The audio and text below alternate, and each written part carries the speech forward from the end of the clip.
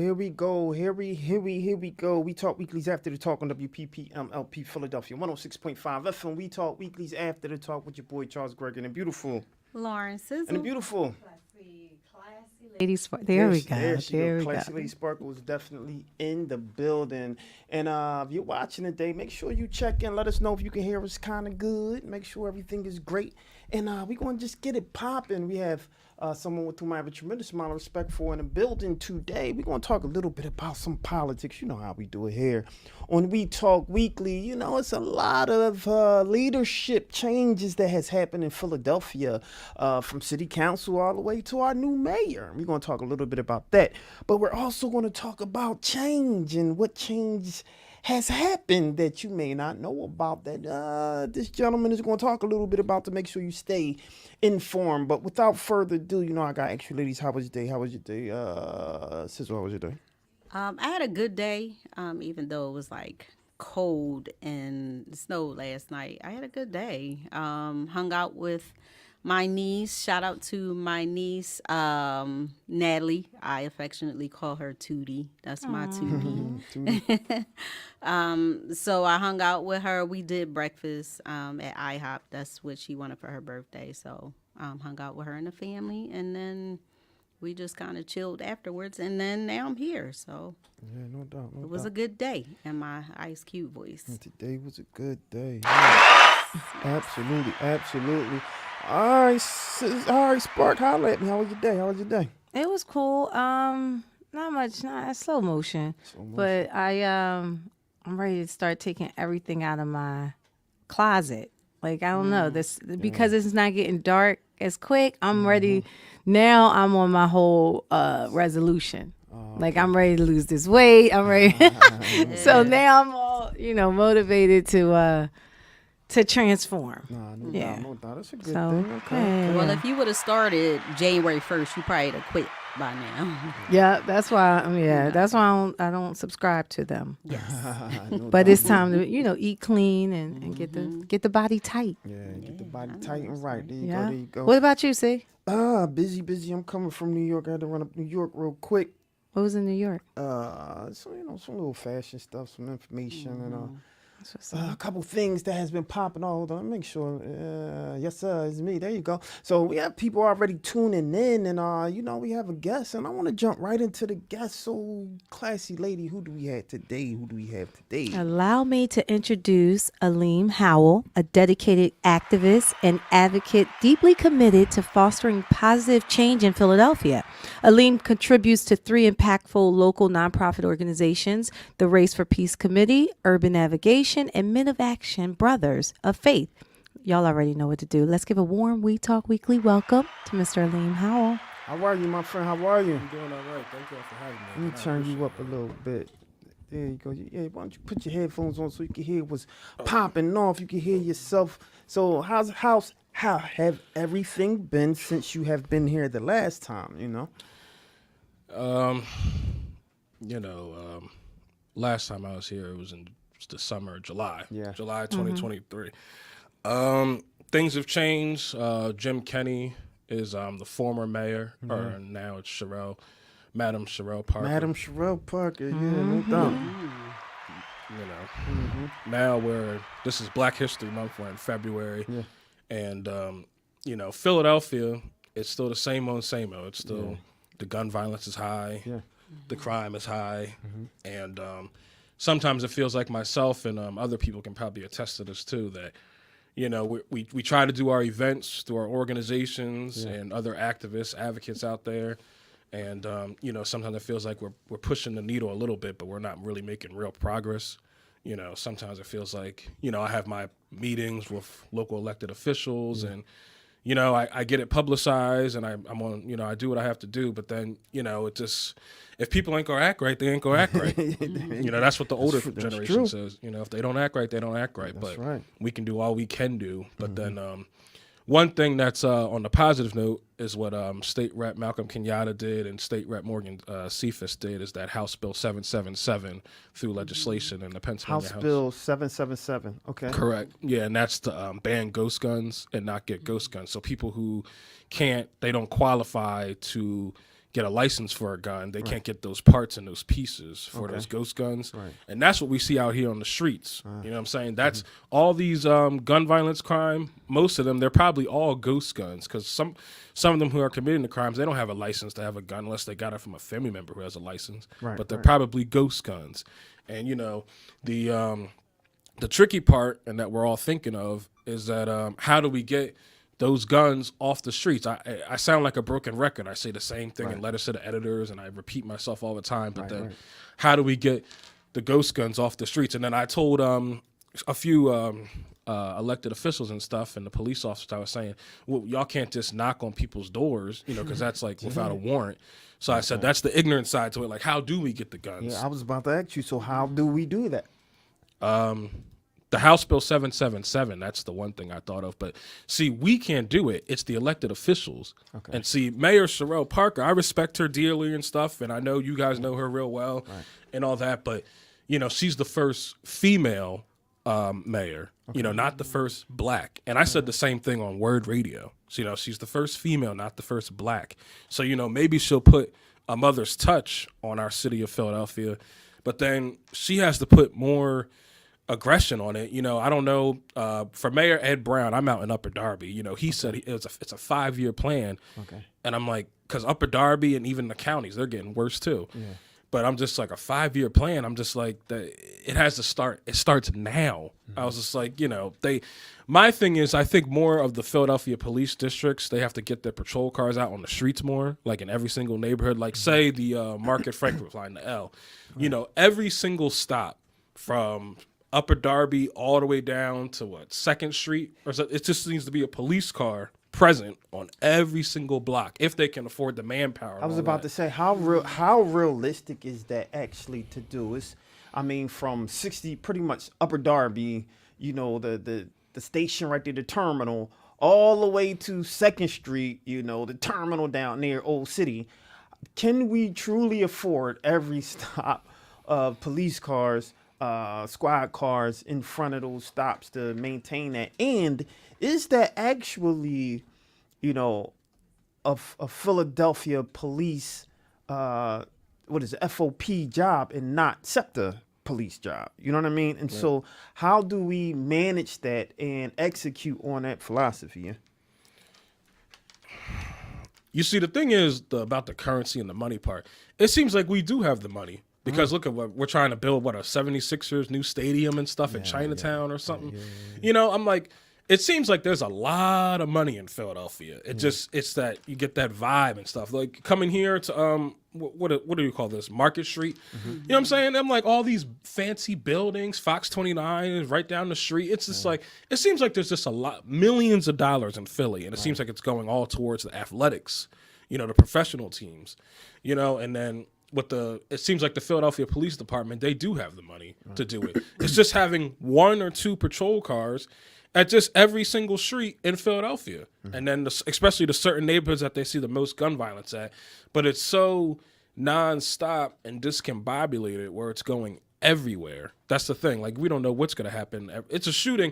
Gilly the Kid was saying in an interview, and I think he was saying it to what's his name, Funny Marco, and then that was an interview on YouTube. I watched that last year. He was saying that he got it right too. He said Philly is it's tore up. I'm trying to sugarcoat it. It's tore up. It's a bunch of gun violence because he lost his son. And then, you know, it's just a tore up city. And there's no progress being involved with it. So Funny Marco said that, or Gilly the Kid, because Gilly's from Philly. Said that. Okay. Right. So then, and I agree with him a little bit. He had because he lost his son. Gilly the Kid lost his son in Philadelphia. You see what I'm saying? And you would think that the gun violence would stop because his son was kind of a good example, or a bad example, but you know what I mean, like a big example of like doing that. You know, and I felt for Gilly and stuff, and then I'm a fan of his and stuff, but you know, I just. You know, the gun violence is just crazy. And then same with Meek Mill. Sometimes he used to put on his Twitter, I don't know if he still has it now, Philadelphia.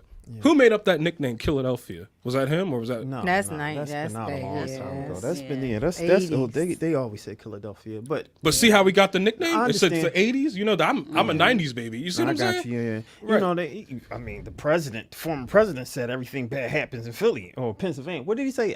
Bad things Philly. happen in Bad Philly, things happen in right? And Philadelphia. so, I mean, we do have this, I guess, bad reputation of crime, everything bad, but we have some great stuff too, right? That's true. So I would like to know then, because again, when it comes to We Talk Weekly, and I want to back up a little bit because we have someone who gave a comment as you were talking. They said some parents need to be made responsible to police their own kids, and I agree with that. Right? I believe that, we can.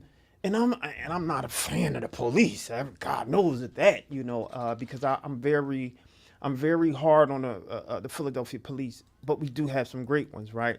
But I do believe that as parents, we have to know where our children are. We can't be scared of the kids, and we can't be scared to discipline the kids. I think that the community, less the community, but the world has made it this bad thing to discipline our kids, so to speak, right? With a heavy hand, should I say. If we allow the blame to be put on police, that kind of exempts us, right? So do you believe, like this question, do you believe that the parents has a responsibility also, and it's not just the city's job to raise the kids? Oh, right. Yeah, I remember I was watching a Good Times episode in Florida Evans. Good times. Hello. Yeah, she said the parents have to parent their kids themselves. That's it's right. not up, it's not up to the police and stuff. And I know you're talking about like the spankings. I don't even know, is that even illegal? Is that illegal to do, to spank your kid? I'm not necessarily talking about spanking anymore. Well, that's discipline. Corporal punishment, right? Yeah, you can yell at your kids. I remember my dad, he used to cuss me, or not, he used to yell at me all the time about sports and stuff. And, you can yell at your kids all day long, but then, if they don't get the message, they don't get the message. And then they're going to go in the juvenile system. True indeed. But then you're right. And then parents, they got to be more on top of their kids. But with this new generation and stuff, and I'm a part of that millennial generation, but not Gen Z. And then with the Gen Zers, with this TikTok and more on Instagram and all that, you would think it would be more positive and more fun, not doing, like trying to make some money off of the YouTube, trying to make money off of streaming. Everyone's starting a podcast. You know what I'm saying? It's just these kids and stuff, the kids that are doing the gun violence, I don't know why they're doing it, because they have a lot of lanes to go in besides the discrimination and all that stuff with jobs and stuff. But besides that part, there's education, and then there's a lot of streaming platforms they can go to. Sports that's been there since the beginning of time. Sports before social media. Yeah. But I don't understand none of these Gen Z kids, because they have all that on their iPhones and their Android smartphone devices to do things that can make their voice heard and get attention. Right. And they can also make money off of it too. Like that, what's the Kai Cenat? You know what I'm saying? There's those young guy and Duke Dennis, those guys, making all that money and doing positive things. That's one of my guys, I like J. Dion too. That's what all the kids should be looking up to. All these YouTubers, basically influencers, YouTubers. You know what I'm saying? Like, they make a good example out of them, and they set a good example. That's a part of the problem, though. Right. What, the YouTube? I think that these kids are looking at it to say, this is the life I want to live. A lot of times the crime is behind money. Yeah. They're robbing, they're stealing. Like, okay, so what are we doing to increase the minimum wage? Like, what are we doing that's going to offer them something that they're able to say, okay, you don't have to go out there and do that. Because if they were living the life of these YouTubers, they wouldn't be doing what they're doing, more than likely. They're trying to live a life or, to attain something that they're seeing on Instagram that really isn't even real. Because half of these people is fronting for the gram anyway.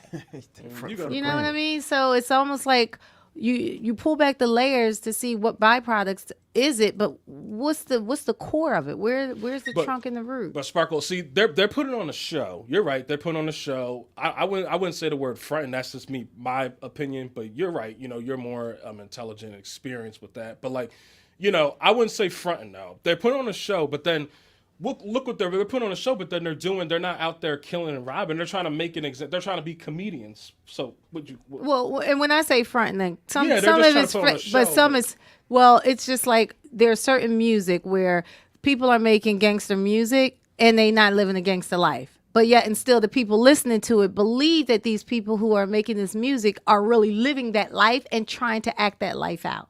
So it's almost as if they're watching certain things and trying to attain that lifestyle, and crime is behind it because you're not driving a Bugatti, you're not wearing Balenciagas, you're not, you know what I mean? Right. So I think a lot of it is sometimes it's so much attainable to see outside of Philadelphia to, as where everybody's going and traveling, and you wanting a part of that world. And a lot of times that drives up crime, I think. Huh. Well, the minimum wage, that's up to like people like Joanna McClinton, the House Speaker, and that's up to Governor Josh Shapiro. That's up to our local elected officials for the minimum wage, to get the guns off the street like House Bill 777. That's all up to the elected officials. I'm just voicing my concerns and saying and try to keep in a positive note. Mm-hmm. But then the last guest you guys had on here, she's running for I forgot her name. Purple. Saja Blackwell. Yeah, Saja Blackwell. Right. She's running against Amen Brown. That's the 10th district. Yeah. That's great. But then, what she was saying, she was right on the money. This is not old news. This has been happening since the mayor from the 1960s, 70s. Yeah. She said that. And then, she was right. She hit it right on the money. This isn't old news. And then our thing is, I'm in the millennial. It's just like, why does it keep cycling around and around and around though? Right. That's the thing. Why isn't it old news? She got it right. Yeah. We can do all we can do, and she's actually running, and then the other guest, the second gentleman you guys had on here, now I forget his name. We had a few. It was Purple. Who was that guy? The second guy? He the wasn't, Iman. But he wasn't Right. running though. I think he ran for city council. Yes. He ran for city council. but he's Imam, not right. yet. But the things he was saying, he was correct. But then one thing I disagree with him about is, we all not going to agree on things. Right. We're not all going to agree, but you can't go against the elected officials that are in office. They didn't get voted in there for nothing. Because what are we going to do? Just stay home and then none of us vote? You know what I'm saying? Yeah. Then that's how they don't get in. No, and I agree with you, and I think Right. that's one of my things. Like, it's if they are elected to be in that leadership position, then it's up to us to hold them accountable for the things that they run on, right?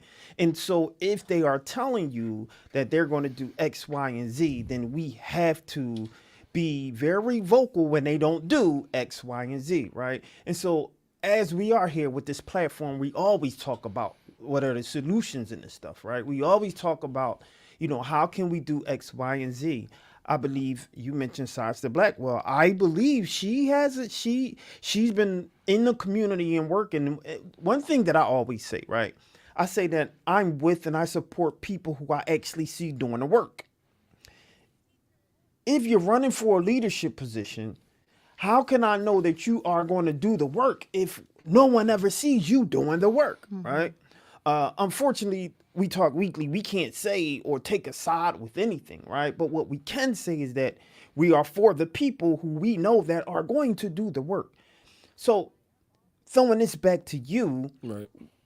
when it comes to our Madam Mayor, do you believe that she's going to stand up to the occasion and rule? I hate to use the word rule, but be the leader that we need to hold that position as mayor. Yeah, when I watched the debate with Sherelle Parker and Jeff Brown and everyone on the panel, Helen Gim and Amen Brown, he was up there, and that was the one that Ernest Owens hosted with Jamil Duncan and Yuki Washington. That was that was a very good debate, and the way Sherelle Parker spoke, I didn't even know Sherelle Parker was going to win at first. I was like clueless. I thought it was going to be Jeff Brown. To be honest, everything is like so tricky with politics. Then all of a sudden, the way Madam Sherelle Mayor, where she spoke at that the conference, I was just like, wow, so she's gonna win that. That was really impressive. It was just out the blue because I really thought it was gonna be Jeff Brown who was gonna be our next mayor, and I think maybe other people probably thought that too. But to answer your question, though, like Sherelle Parker, Mayor Sherelle, she has all the strength and she has all the intelligence and the tools to do it. She was the former councilwoman, for Philly and stuff. So she knows what she's doing. She gets like the logo and she's on the inside. She's experiencing stuff, but it goes back to what our older generations, like our grandparents, are saying. Like, if y'all ain't gonna act right, y'all ain't gonna act right. We can do all we can do. And there's plenty of people out there too. I see stuff on the news and stuff like Pastor Carl Day and Pastor Aaron Campbell from Level Up Philly, and these pastors, and then Anton Moore. Anton came to one of our Race for Peace events back in 2016-18. He came to one of our events at the Shepherd Recreation Center. There's what I'm trying to. My neighbor, that's in my neighborhood. Shout out to Shepherd. Yeah, go ahead. Yeah, there's plenty of people out there, and then I just discovered your favorite trash man. What's his name? Terrell Hagler, or something. Yeah, there's plenty of people out there that they're trying so hard to make Philly a better place. Even out in the city of Chester, there's Nazir Leach and Fred Green, and then there's so many people, and then it's just. If people ain't gonna act right, they ain't gonna act right. And that's the thing. It's just, there's no, every time, I do an interview or do something like that, they look at me like, well, that was really nothing. He said everything, said nothing, did nothing at the same time, because I'm not an elected official. Right. Just like with Purple or Saja. Yeah, Saja, yeah. So, what is she going to do differently against Amen Brown? What he's not doing, basically. It just seems like the politicians, they talk a good game and they're respected in the community and we all like them. But then what are they going to do differently, really, to really try to combat the crime and gun violence? You know what I'm saying? It just seems like a big, the politics, I tell you, sometimes you can trust them, but then sometimes you can't trust them. Aleem, do you know if cities get a grant for when they have a high crime rate? Like, do they get revenue? Do cities get money when you have high crime? Well, the mayor did declare a state of emergency, so she's getting funding for that. Okay, so that is a yes. So, I mean, but your thoughts, though. The money, every time they put up the big check and stuff, all this money, millions, thousands, but where is that money going? That's still not getting the guns off the streets, it seems like. All the money in the world, you know what I'm saying? The illegal guns are still on the street. Well, I think, and that's true, but I think the extra money can go to possibly organizations who already have, and I think this is one of the questions that we spoke to the now mayor about, is why reinvent the wheel if it's people, organizations out there that's doing good work? Why wouldn't you just support them in continuing doing the work that they're doing, right? And those particular funds or their finances from all of the money, quote unquote, can go to those organizations instead of creating other programs that essentially you don't even know. They become case studies at this point, right? And so that has happened. And I think 2021 was the year that we saw the historic number of homicides in the city of Philadelphia. I believe, and I can't remember the timeline, but I believe after that they gave millions of dollars to organizations that were basically geared towards gun violence. And we have seen each year there has been a decrease in gun violence. But not big enough, though, because the 2023 decrease, what was that, under 20%? It needs to be more like 50%. Or completely stop, but then under 20%, that's not good at all. Well, I understand what you're saying. Right. I would rather see a 10% decrease than to see 562 homicides, and then each year it's so it changes from what, 100, just like the Purple was saying on it changes like 100 to not minus 100 some years, up 100 one year. Right. That it has to be 100 or less That's the only way to really see if Philly's making progress. 100 murders and killings or less. None at all. But that's really the reality. No, I agree. But the reality of it is I doubt if that happens, right? The best case scenario is 100 and less, right? That's best case scenario. Realistically, watching 100 less murders says that it's something happening that's preventing the 100 plus murders from happening, right? And so we have to understand what was the catalyst that caused the 100 less murders to happen. Once we know that, then we can say, okay, now we have 200 less, right? And so I do believe that there is some merit to say that there are, because 100 is a pretty big number. I mean, it's not like, oh, we got 50 less or 20 less than, go ahead. Well, I was just going to say that in 2021, that was when we saw the 562. Right. In 2022, we saw a 9% decrease. It was down to 514 homicides. 14, okay. And then in 2023, there was a 20% decrease of 410 homicides. That doesn't include the non-fatal shootings and all that, because there were other shootings during those years. People got mad also because of coronavirus, though. Once coronavirus happened, everyone started to go insane in their own way too, though. So coronavirus has something to do with it. It wasn't it wasn't all the elected, like corporate businesses. Everyone was losing their mind when coronavirus happened. That's a part of the madness. But then now coronavirus is over. Some people wear masks, some people don't. You got to get your shots and stuff. But it's just like your last guest, Purple, what she was saying. This is not new news. It's been the same thing. People like Patty Jackson from WDAS, people like Will Smith, you know what I'm saying? No matter all that drama in Hollywood, whatever, Chris Rock and stuff, just people like them need to do a little more positive messaging, like making a video, Meek Mill and stuff. Patty Jackson? Yes. What would Patty Jackson... She does good. Everyone respects Patty Jackson. Everyone don't respect Patty Jackson, and the people, the people who we talking about don't even think about Patty Jackson. What is Patty Jackson going to change when it comes to someone, a young brother in the street? They look at Patty Jackson like, who are you? Maybe even Will Smith, they like, Will, I can't necessarily touch Will.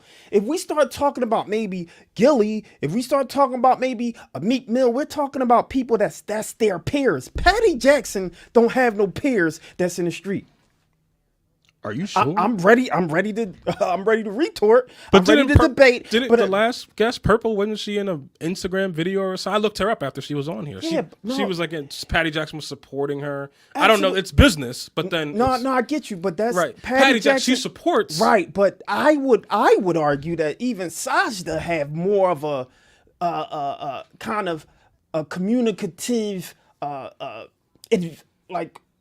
How can I put it? I believe that Sajda Blackwell, she's more of an activist. More of not only more of an activist, but I believe she can that particular generation can be able to. She can touch that generation. She literally does, and I feel like I'm caping for her, which I'm not, and I don't want that to appear to be, because that's not what we do on the show. But when we see the people who's doing work, Sajda Blackwell literally has a program that invites young boys and women, girls, to produce music that's nonviolent, to promote nonviolence. Literally directly to the community. Right. She wants to pay $1,000 a month. Exactly. Tell me what Patty Jackson is doing. The thing about it is... That was a deep breath. No, it ain't no thing about it. This is something I want you to be direct with. Tell me what Patty Jackson is doing for the young community that would make them essentially stop shooting each other. Everything, if she did it seriously, everything, because people listen. No. People See, like her. no, you moving the goalposts. But let's hold just on put one out second. I the got disclaimer. You. Okay, go ahead. That we're not against Auntie Patty. No, I we love Auntie Patty. No, I love. What I'm trying to say. I got you. But for the record, right? We love Auntie. She's an icon of Philadelphia. See what I'm saying? Right. No, that's why I said it. No, but see that I understand. Why I said and are you saying like because she's an icon, someone to use their platform? Right. That's what people listen to people. 100%. Right. But what we want to do is make change. We want to make change. We want to stop. We want that, remember, that 100 or less, right? We want 100 or less shootings.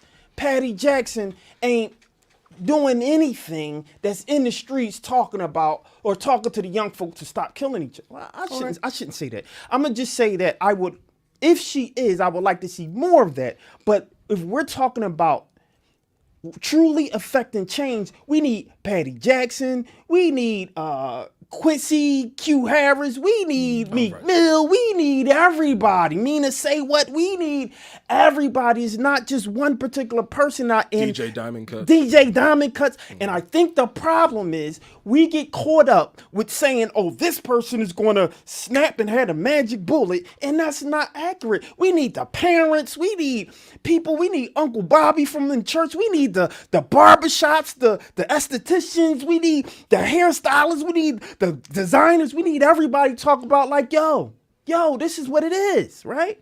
And that's my point. I'm saying that you're accurate. I'm saying that we need more. We need everybody to stand out and affect change. You're right, my brother. People are already doing it, though. True. Just like you named especially the Exactly. barbershops. Right? Exactly. They're already doing it, but then why is it a repeated cycle?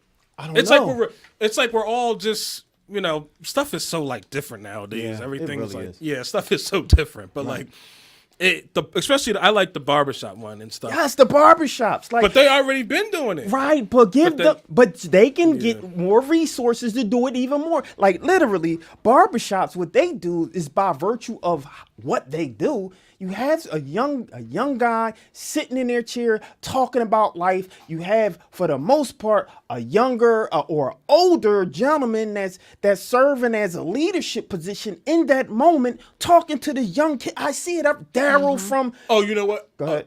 I'm sorry to cut you off. No, Charles. it's all right. Go ahead. All brother. right, I got it. But you know what Philadelphia needs more is What? like Charlamagne the Guy says on the Breakfast Club, more mental health. The mental health true, resources. true. Because what makes people want to take out a gun and shoot somebody?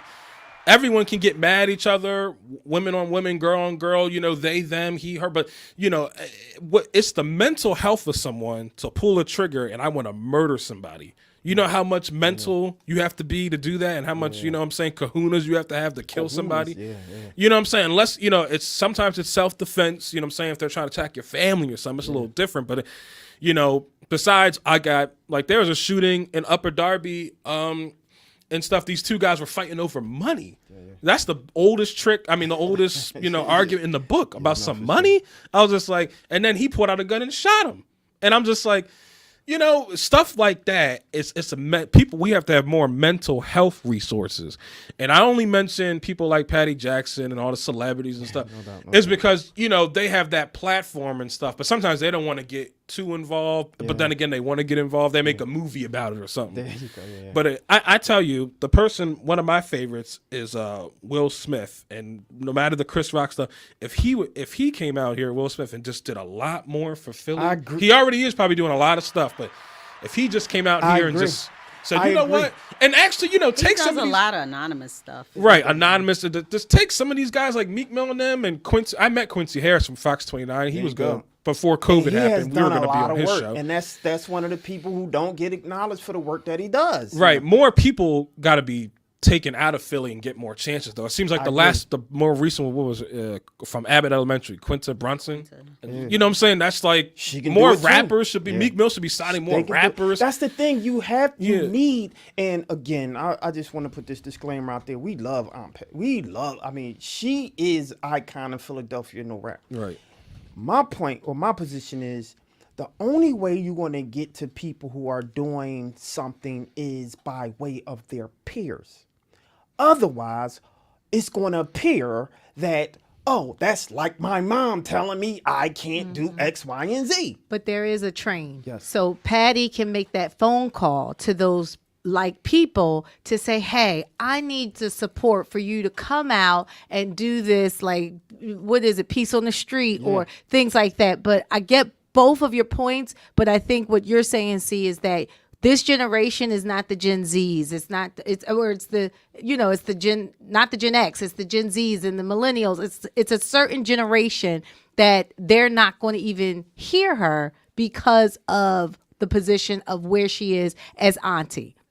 Does that make sense? Yeah. So I see it. But I have a story later on, Saudia Schuler. Yeah. Saudia Schuler. Another one. Is somebody who's always telling, like, listen, put down the guns, come down here and Now, if I ain't mean to do an cut you event. off. Go ahead. I'm gonna let you finish, but if she in a position of, like, say for example, if she was mentioned like Patty Jackson, if she was mentioned, literally, she's in them streets. She's in them streets. She get all the hate in the world, but she's in them. I can't even think of one woman who has done more than she has in the past couple years. Yeah. And I'll challenge anyone to prove me wrong. This woman hits the ground running hard, helping our community. What's the mistake that Jim Kenney made?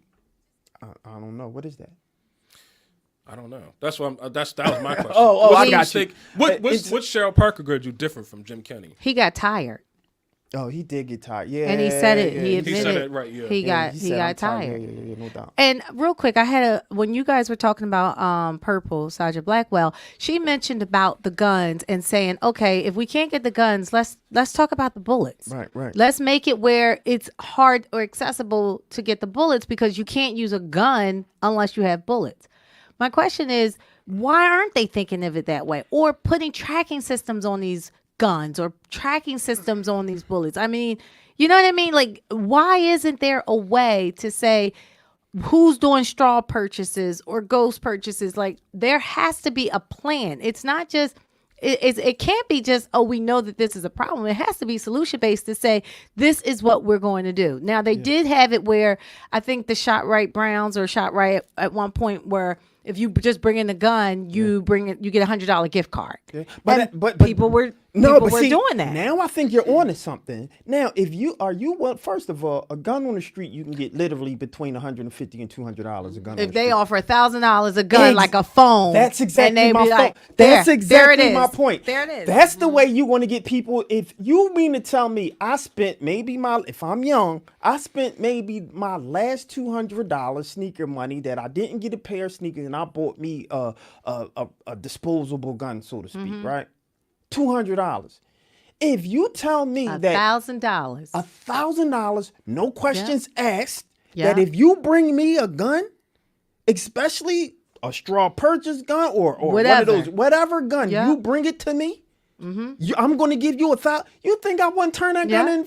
You're going to have about five of them. Exactly. Not only that, I'm going in my man drawer who got one. I'm giving you. That's the way that somebody you do gonna it. take a gun and go rob somebody. To be gun like, buyback programs. That's what Kenyatta Johnson does. Right. That's shout out to that. How much is it though? Like you guys said, like 100, maybe more. Yeah, it's like but they not a lot of money. Reality, Yeah, it's $100. But it's not a lot Kenyatta of Johnson, president of council, he does that already. Yeah. He does that. Yeah, Kenyatta Johnson does that. And then a lot of times they get back those old guns and like the ones that haven't been operable. Revolvers that's 50 years old. No, we want. But see, well, that's the thing. $1,000 for go by time frame, like you do cars. Exactly. Anything over a certain, like a phone, just like a phone. That's the key. You get generation this, you get more But money. see, that's the thing. We can even incorporate, say for example, Samsung, say for example, Apple to be a part of this gun buyback pro. If you give a gun back, you get a phone. now you not can get only money. that, they're giving back to the community, Right. and they're saying that Apple. Yeah, exactly Apple. Apple, Right. that if you turn in a gun, you get a brand new phone. Yeah. Yeah. Who wouldn't do that? Yeah. Who wouldn't do that? And Look, just we like come- you, and it's I'm not sorry. even money at this point because now they have the manufacturer that can produce phones. It's not my like you point. producing Right. money at the mint. That's my point. And Yeah. with all these electronics, that's what kids want. That's right. That's right. I just- So go ahead. No, go ahead. No, I was gonna say I feel like there has to be like, it can't be a one size fits all approach. There has to be like a conglomerate amount of things that are done. Especially like I've seen people and victims who are suing the gun manufacturers. That's something that people can do because it's like if people are just able to get guns and just getting these AK-15s and especially the ones that aren't even 21 years old. it's like, come on, like I definitely would do that. Yeah. Like, So I would say this. I 100% agree with you. It's going to take different perspectives, different options. It's so many different variables. There's so many different people who purchase guns. There's people who purchase guns the correct way. So are you saying that you're going to fault me, or you going to, reprimand me because I want to purchase bullets now? I want to purchase cells now. So you're going to make it harder for me, and I got my gun legally, right? And so it's a lot of different variables that you have to go through to say, okay, this is the way we believe that it's going to suit the best for the community, for the society, and this is the way that we can potentially do it. But Also- everyone has to have a Making seat at sure the it's not table. a setup. And Right, here's yeah. another idea. Maybe some people won't agree with this, but why don't you offer gun safety in schools? If you educate people, because a lot of times these guns that they shooting the wrong people because they don't even know how to shoot the gun. right. You know what I mean? So why is it that if you can't beat them, join them approach to say, okay, these are certain classes at a certain time frame that you can teach them about gun safety, how to empty the magazine, or even offer it where you can take them to classes. Because now they going to find a way to shoot this gun with their friend versus if you went to a course with an instructor to show you proper handlement of a gun. That's I know. because everyone isn't on the same page. You got the right wing saying, guns don't kill people, people kill people. Then you got the left wing conservatives, you don't need a gun, period. Don't use a gun. No one They is getting willing to the meet. guns. Exactly. No one is willing to meet in the middle and say, hey, we see that this is pretty much a pandemic. We see that this is a virus going through the city, especially in Philadelphia, people murdering each other like they got COVID or something, right? And so we need to come to a decision and say, hey, we know that there's an issue. This is how we fix it. Or we don't have a fix, but we can have people to sit at the table and say, what are the fixes? Go ahead, and then this last comment. Yeah, I was going to say, I know two, to Sparkle's point, I know two firearm instructors. They both have taught their children how to shoot guns, how to take them apart, clean them, put them back together, all that, because they don't want them to get older and then try to figure it out on their own. I want to say this comment because this is a great comment. Chanel said, "What's up, Chanel?" She said, "The plan is possibly to allow the city to get so bad that leave many parts of the city will see urban renewal." There's Interesting, people, yeah, renewal, and then are moved back in. And then the people, wow, yeah, I didn't think of this. Then the people that left will not be able to afford to come back. There's not. See, and I'm gonna just give you context of her in a minute. This is not a way that the city falls into disarray with no signs of getting better without it being a concerted effort to allow it to happen. Now, the reason why I say that she's really onto something, this is someone who delves into real estate. And she's very acclimated with what's going on in terms of the things in the city, the development in the city. And I didn't even think about this, but I believe she's onto something. Shout out to Chanel. Good stuff. I mean, that's again, it's nothing new. Like even in the housing market when it was just when it was the red zone where certain black people weren't allowed to live at certain times. Red line. So it's a similar. You know what I mean? It's nothing new under the sun. It's like, okay, move them out. Like everybody used to live suburban, and all the black people was in the city. Well, guess what's flipping? No doubt. Well, we could talk about this all, but we went so much past the time. This was a great topic. My brother, how can they get in contact with you and find out all the good things about you? And of course, you're a friend to the show, so you're definitely coming back. Yeah. But how can people find out more about you, listen to you, and all that good stuff? The main website is raceforpeace.org, and our Facebook page is at RFPC Social Media, where we have events, yearly events and stuff. And then that's the best way is RFPC Social Media and then raceforpeace.org. And then my last comment is I want to get personally in my opinion is I want to get guns off the streets permanently, but I understand the gun education. That's where urban navigation, co-founder of Philly Technician Training Institute, Don Jackson, he agrees with y'all on that, is that gun education, and especially in the Philly school district and stuff. But it's the gun violence and crime, it's happening throughout the counties too. And that's the thing. It's happening all over Pennsylvania, the whole state. It used to be just Philly and Philadelphia and all that, but it's happening in the counties too. So, it's everywhere now, the whole state of PA. My brother. All right, y'all, I don't want you to go anywhere. When we come back, we're gonna do a little sizzle. We're gonna go back into the sizzle.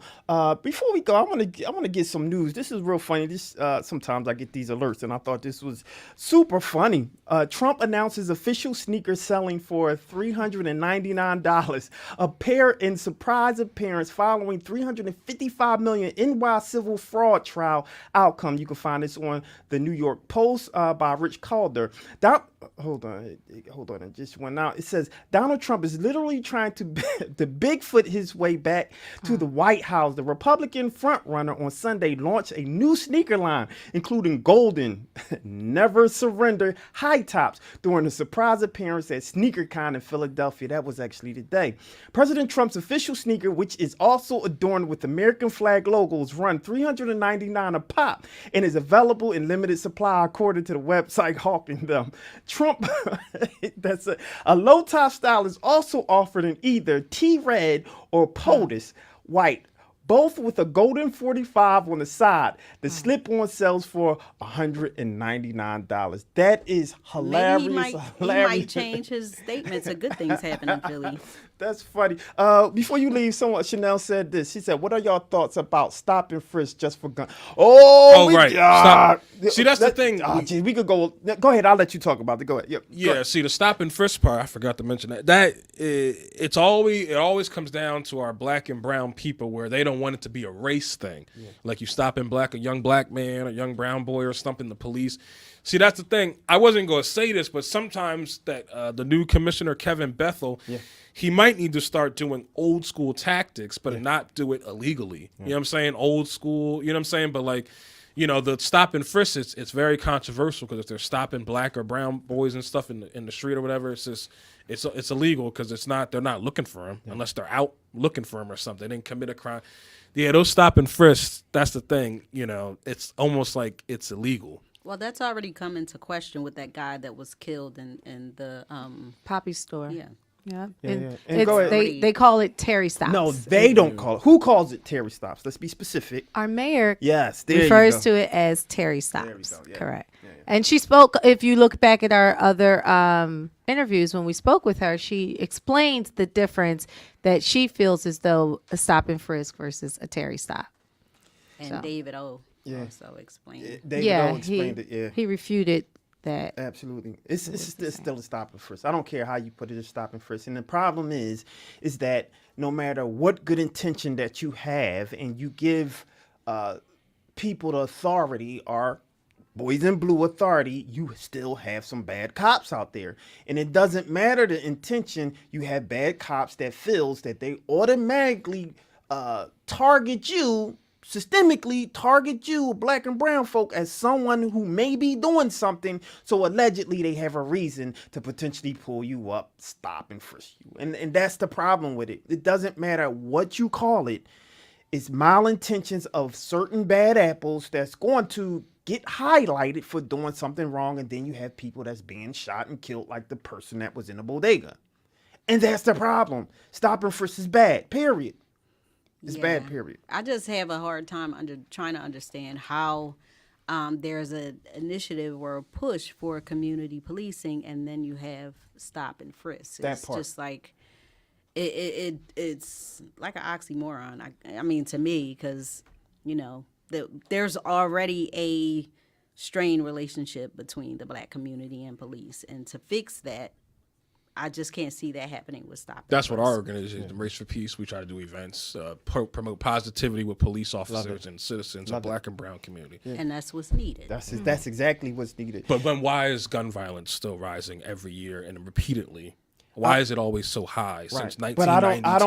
But I don't blame police for that though, right? And so I think that's the problem. We have to start disconnecting the ideals on what causes what. The police don't cause the gun violence in the city. At least in my opinion, it's not the police, right? I think it's other causes. So we need to address what that particular cause is. And in order to address that particular cause, we have to pinpoint what that cause is and then address it, right? Which we don't know what that is right at this point. And the conversation and built on solutions is having more people at the table instead of people pontificating because they got degrees on this is what's going to stop it. And they not even the ones that's in the street. If they That's take the the problem. guns, if they take the guns off the streets, period. The gun education, I partially agree with all y'all about, but if they take the guns off the street and make it extremely hard to buy guns, ghost guns, unless you literally have a license, you can get a license to carry it, and you're approved to get a license to carry a gun. They got to make it harder. Like that House bill with Malcolm Kenyatta and State Rep Morgan Cephas. That House Bill 777 was a perfect example of what they did on January 17th in Pennsylvania So House. I just want to give a little clarity on that. If they make it harder to buy ghost guns, because if they make it harder to purchase guns legally, all you're going to have is people who are trying to purchase guns illegally, which is the problem. If you ask me, if I'm being honest, they need to make it a little easier to purchase guns and track the people who's buying those guns, so you know who's actually buying the guns, and you can go back to the people who. That to me, but it's too easy. It makes too much sense. Real quick question. yeah. What country is it that they can't have guns, but they went inclined with knives? With Oh, I don't know. there's we can somewhere. look that up real Yeah, quick. it's somewhere. If somebody in the comments could tell me, it's somewhere where they don't have guns, but they have knives. And the reason I mention that is that you get rid of the guns. Does the crime rate still? Is the crime rate still going to go up? The No, problem- the crime rate will decrease. If you get rid of the guns, the crime rate will decrease. All this is happening because of gun violence. Yes, But that's a there's no fact. But way. yes. I was That going to say will that. You never see what I mean? happen. But his position is accurate. understand what he's but it's saying. Yes. it's a mute point because we already That have will the guns. never Right. So if we have What the will guns never happen? now. The NRA is running this country. There is no way. All right, so we're gonna have to address all this because we're gonna keep talking saying, about this. I like- know, right? But I But wait, appreciate. to his point, Go he ahead, did yeah. say, how do you decrease gun violence? Yeah. And you mentioned mental health, dealing with mental health, it's mental dealing with poverty, dealing with the minimum wage, increasing that, Or and elected dealing with officials. drug addiction and things like that. Those things will help. Yeah. Right. All right, so we gotta go, ladies and gentlemen. Give him, yeah, I'll give you a round of applause. Good job. Yeah, good job on the conversation. Why don't you tell them how they can get in contact with you and all that good stuff one more time? Right. One more time. Raceforpeace.org, at RFPC social media on Facebook. No doubt. And the crazy thing, I'm a sneaker collector, and I might just grab these, but I don't want to contribute to You his better fund. not. know But You better just to not. say that I'd I rather got you get these a pair of things. Yeezys than you Yeah, get. I get the socks, the sock walkers. You know, that's funny. But I don't want you guys to go anywhere. When we come back, we're gonna go right into the sizzle. Don't go nowhere. We'll be right back, y'all.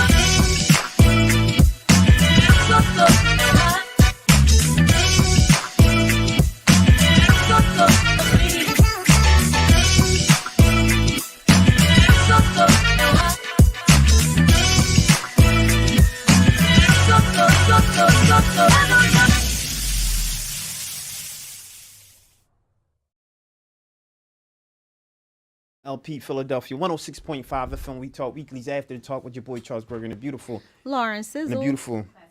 Hold on, your mic is off. One more again. Classy Lady Sparkle. There Classy we Lady go. Sparkle is definitely in the building, and you know what we got coming up next.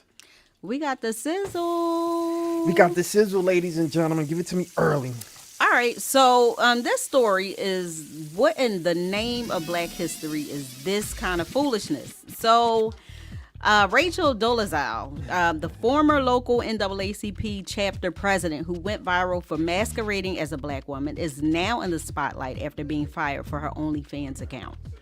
So for those of you who do not know what OnlyFans, I'm sure everybody knows, but for those who don't, it's an app that was created in 2016 as a way for creators, specifically those creating adult rated R content, to make money.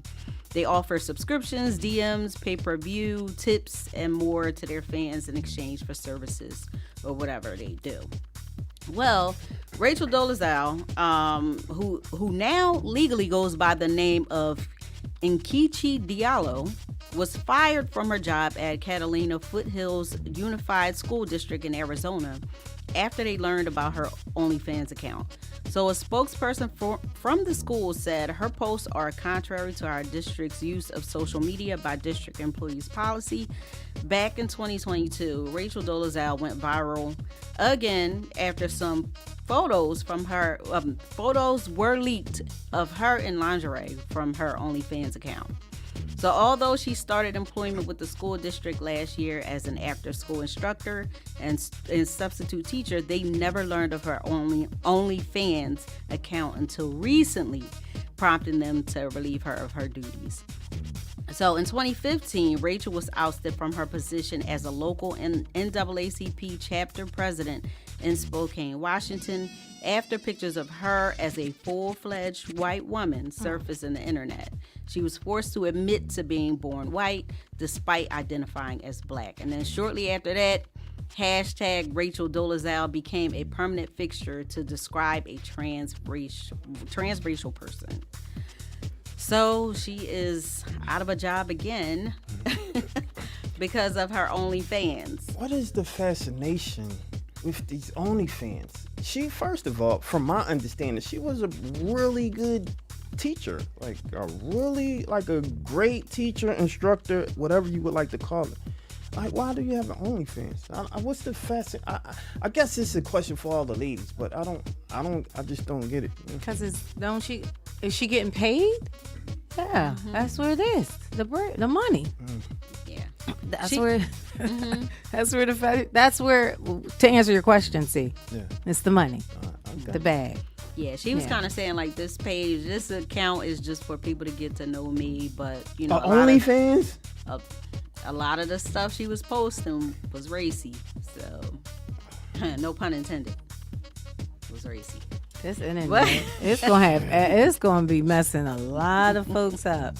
Yeah, and then they were saying a lot of teachers were laid off because they had OnlyFans accounts and they were kind of doing stuff that didn't go along with the school's policies. So it's crazy because you can't really make any money. Like, that's crazy.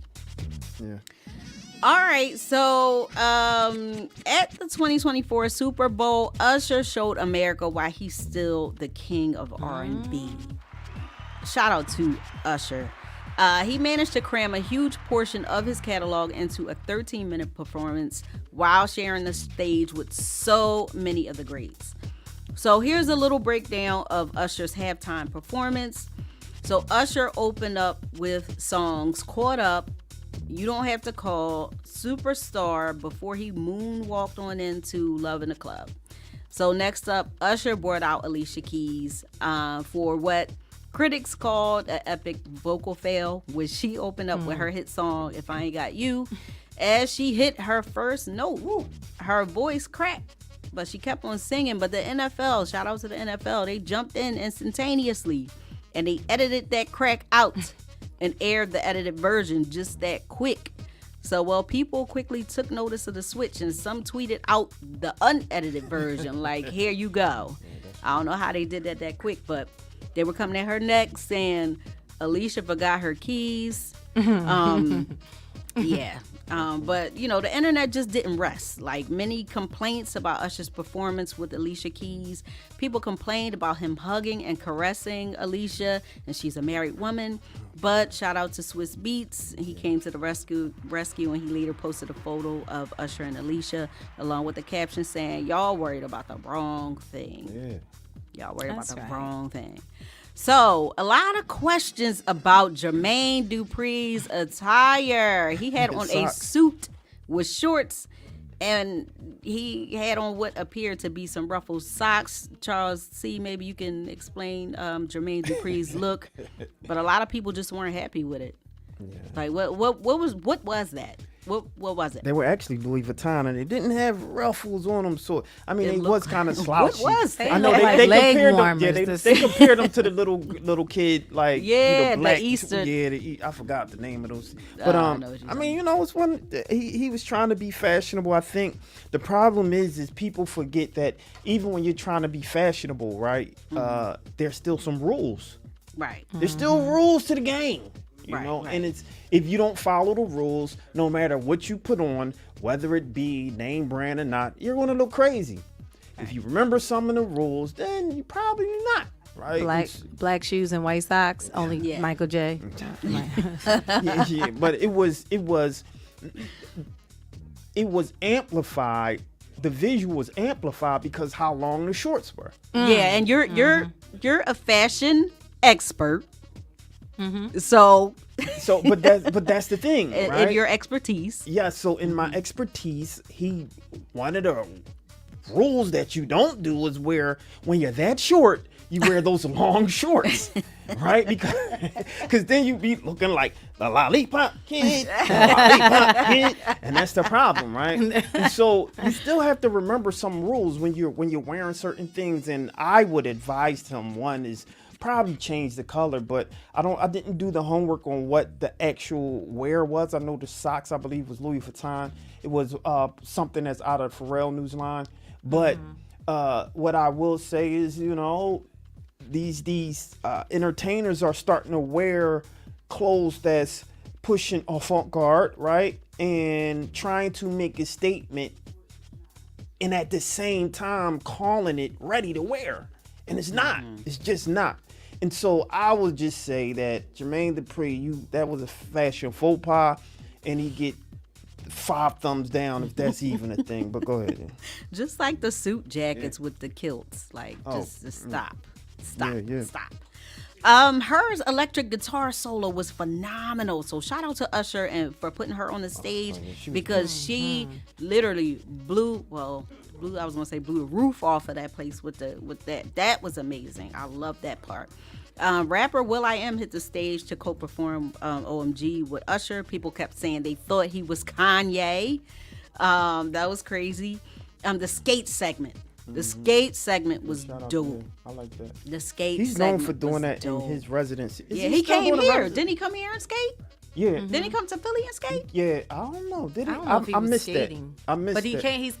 Did he come yet to Philly? I thought somebody had a video of him and he was In here Philly skating skating? and he fell or something. Oh man, I mean Philly, we got some skaters here in Philly. I'm trying to tell you, like we shout out to the skaters, shout out to Millennium Skating Ring, shout out to my OGs that went to, you already know, Yes. like Southwest, you already know. Yeah, It's one of we the know you- coolest. you I a love skating my guru. skaters, bro. Yeah. And the finale of Usher's song, Yeah, was the perfect closeout with Lil Jon, Ludacris, the marching band. Usher really put ATL on the map with this halftime performance. Overall, I thought it was a great performance. Usher still had the moves of his 21-year-old self. How old is Usher? He's 45, right? Wow. I think he's 45, but he still had those moves. Vocals were on point. He had several outfit changes, and I loved them all. He even went shirtless during his You Got It Bad performance. So it was a great performance, even though, like, I did see mixed reviews about it. Of course, you had, some people just like, it was just okay. Some people said it was subpar. A lot of people said it was great.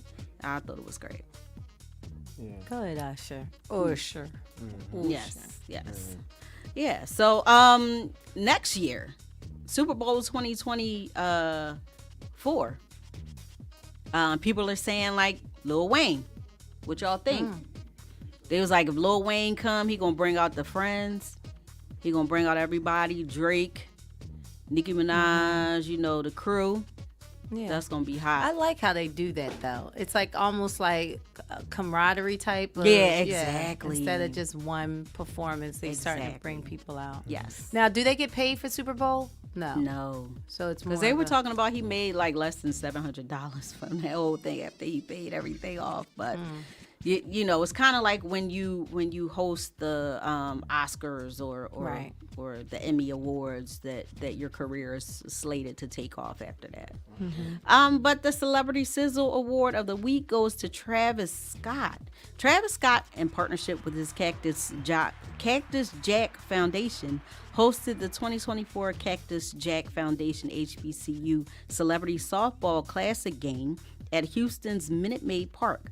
The star-studded event features celebrities like Tiana Taylor, Scarface, Neo, Anthony Mackie, Jose Canseco, and many others who came out to show their support. So according to the Cactus Jack Foundation website, proceeds from the event will go directly to Wayman Webster's Scholarship Fund, Travis Scott's Cactus Jack Foundation, and Project Heal initiative.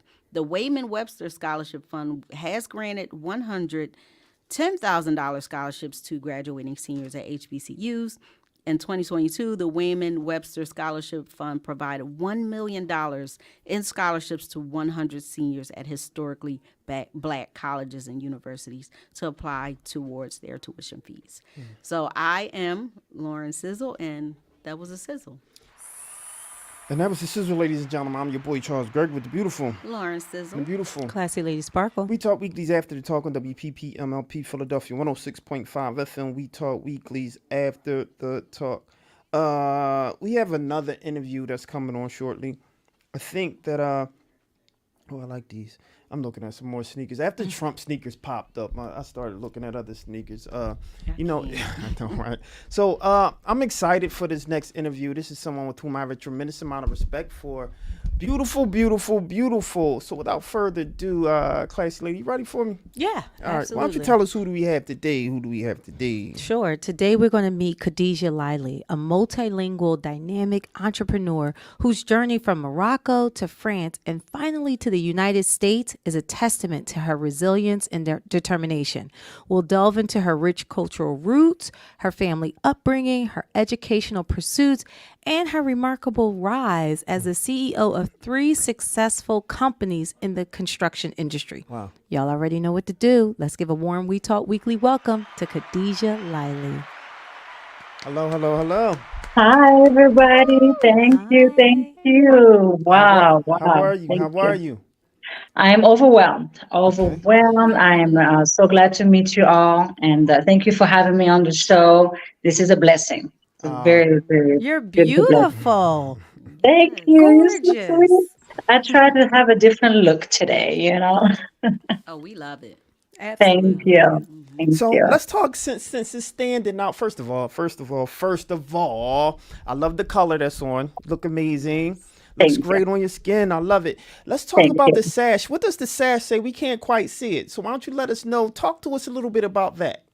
Okay, you go. this one. This one in the back, Mrs. Georgia Globe, or this one? Oh, she said, look, she flexing. Which one would you like to see Which first? Right? one? Which one? All right, so let's Okay. talk about the one on the back, and then let's talk about the one that you have on right now. Yeah. Okay. So the one on the back, Mrs. Georgia Globe. So I was crowned Mrs. Georgia Globe 2023 all year last year. And this was a blessing, you know, being crowned Mrs. Georgia Globe. Even though, if you guys know my story, what happened, I was supposed to do the Mrs. USA, but my daughter broke a collarbone. So I had to be a mother, obviously, you know, and took care of her. So I had to resign from the competition. But me having a good faith, you know, and teaching my kids that pageant is every year and God may have something bigger for me, you know, me being Moroccan, you know, I grew up in France, but was born in Morocco. Always said that I felt like I wanted to represent my country, you know, anyhow. So that was in the back of my head anyway. So that's what happened. One thing led to another, you know, and stumbled into the Mrs.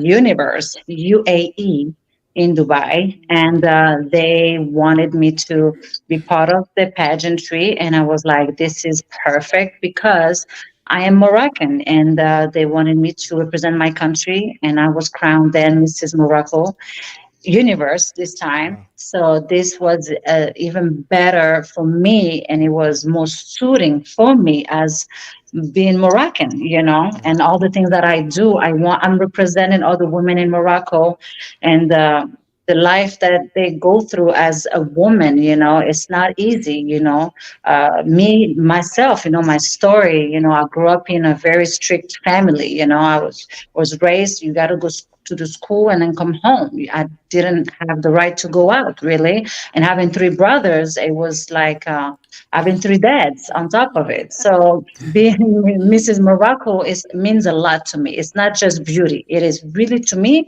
it's not beauty. It's beyond the beauty. It's beyond. It's standing for ourselves as women, and especially in a country where women are not very well respected. Now taking it down now to the Middle East, women are the same, So this is what I'm fighting for with this sash, is to represent women. And in my industry, that I am taking over a male-dominated industry, construction. Me and my husband, as you can see in the Core Dreams page, with my husband, I'm the only woman. Then I created my own company, Magnifique Pools. The same thing, is a male-dominated industry. And I'm just loving it. I am here to thrive and represent women, all the countries. And it's not just Morocco itself or Dubai or Middle East. It's in the whole world, that women, we can do a man job, you know? Interesting. What are some of the things, and thank you for sharing that. What are some of the things, I know that you said, living in Morocco, as far as with, as women, what are some of the things that women are still oppressed in Dubai or Morocco than they are differently here in the U.S.?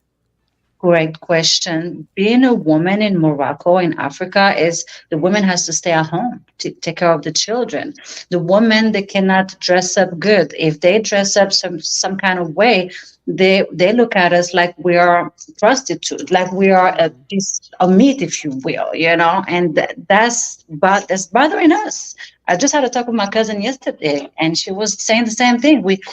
A woman is, regardless if we can dress up good, even with a nice suit, we are seen as no respect. It's still to this day, and that's what I'm trying to break this with my own experience, in my own life, that no, we're not, prostitute just because we have a job or because we dress up, a certain way, all these things, and this is still going on right now, especially in the villages in my country, in Morocco.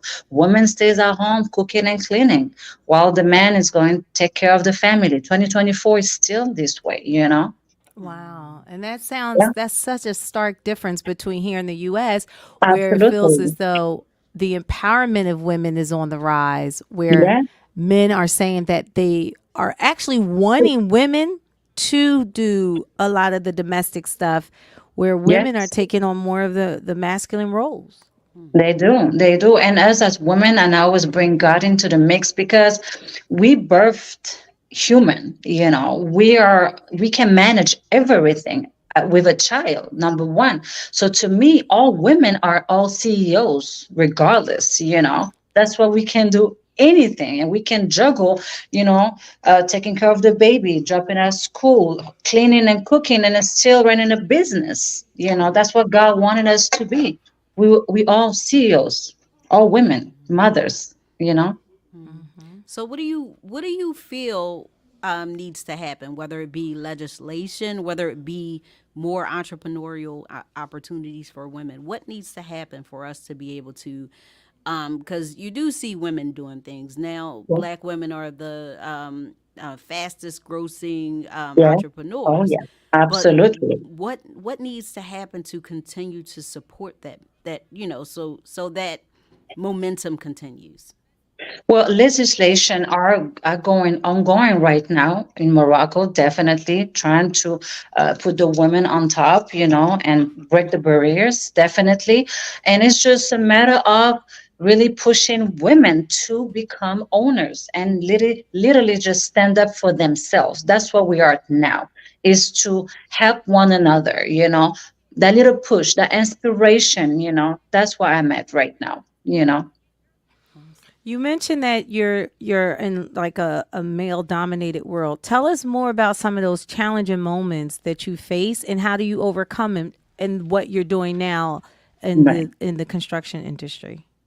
being a woman in a male dominated field is not easy, and you have to prove a lot. Me coming into this pool company and doing the job that I do, and I do it well. See, that's the thing. When you come in this kind of industry, in any job, to be honest, just because you're a woman, you have to prove yourself 10 times more, right?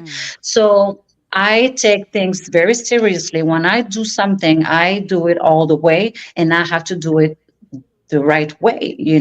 So I pushed myself, to prove I'm see, that's part of my life. I had to prove myself that I can do it all my life. If I wanted to go out, for example, and I had to cook and clean a little bit more, yeah, for my parents to let me go out.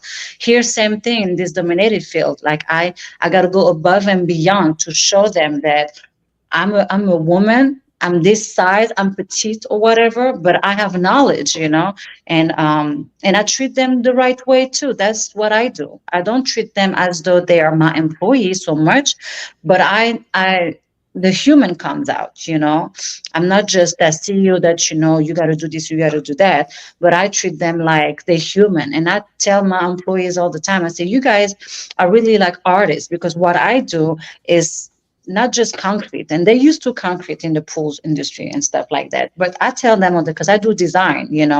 I find a niche in that industry that's blowing my mind, like, wow, nobody has done it the way I'm doing it. So I'm taking it seriously. But then again, I I push my employees to let them, I empower them. Even they're men, but they used to do like driveways and stuff like that. And they see my design with the concrete, and they're like filled with joy. You're like, this is something different, and that's what I like. I want them to go to work knowing that it's a good thing. I don't want for anybody to wake up and say, I don't want to go to this kind of job. I don't want to do this. I got to get up. And that's what I don't want. I push them to have a happy life, knowing that you're doing something that is different every day. Because with my design, it's always different.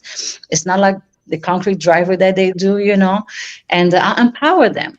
I empower women, but I also empower my employee as men too. One of the things that I want to there you go. One of the things that I want to back up with is the love and dedication that you had from your father, right? You talked a lot about construction and kind of like what inspired you. I want to talk a little bit about Daddy right now. Yes. How active is he in your endeavors now? And was he excited for your Miss Morocco and all of your achievements and things that you have been doing? Absolutely. And to say the least, again, I wanted to prove myself to my dad, that I can do it, that what he did. So he was just a construction worker, and I've seen him all my life, building houses in the rain, in the cold, during Ramadan and fasting, because we're Muslim. And I saw him, struggle. And I was like, wow.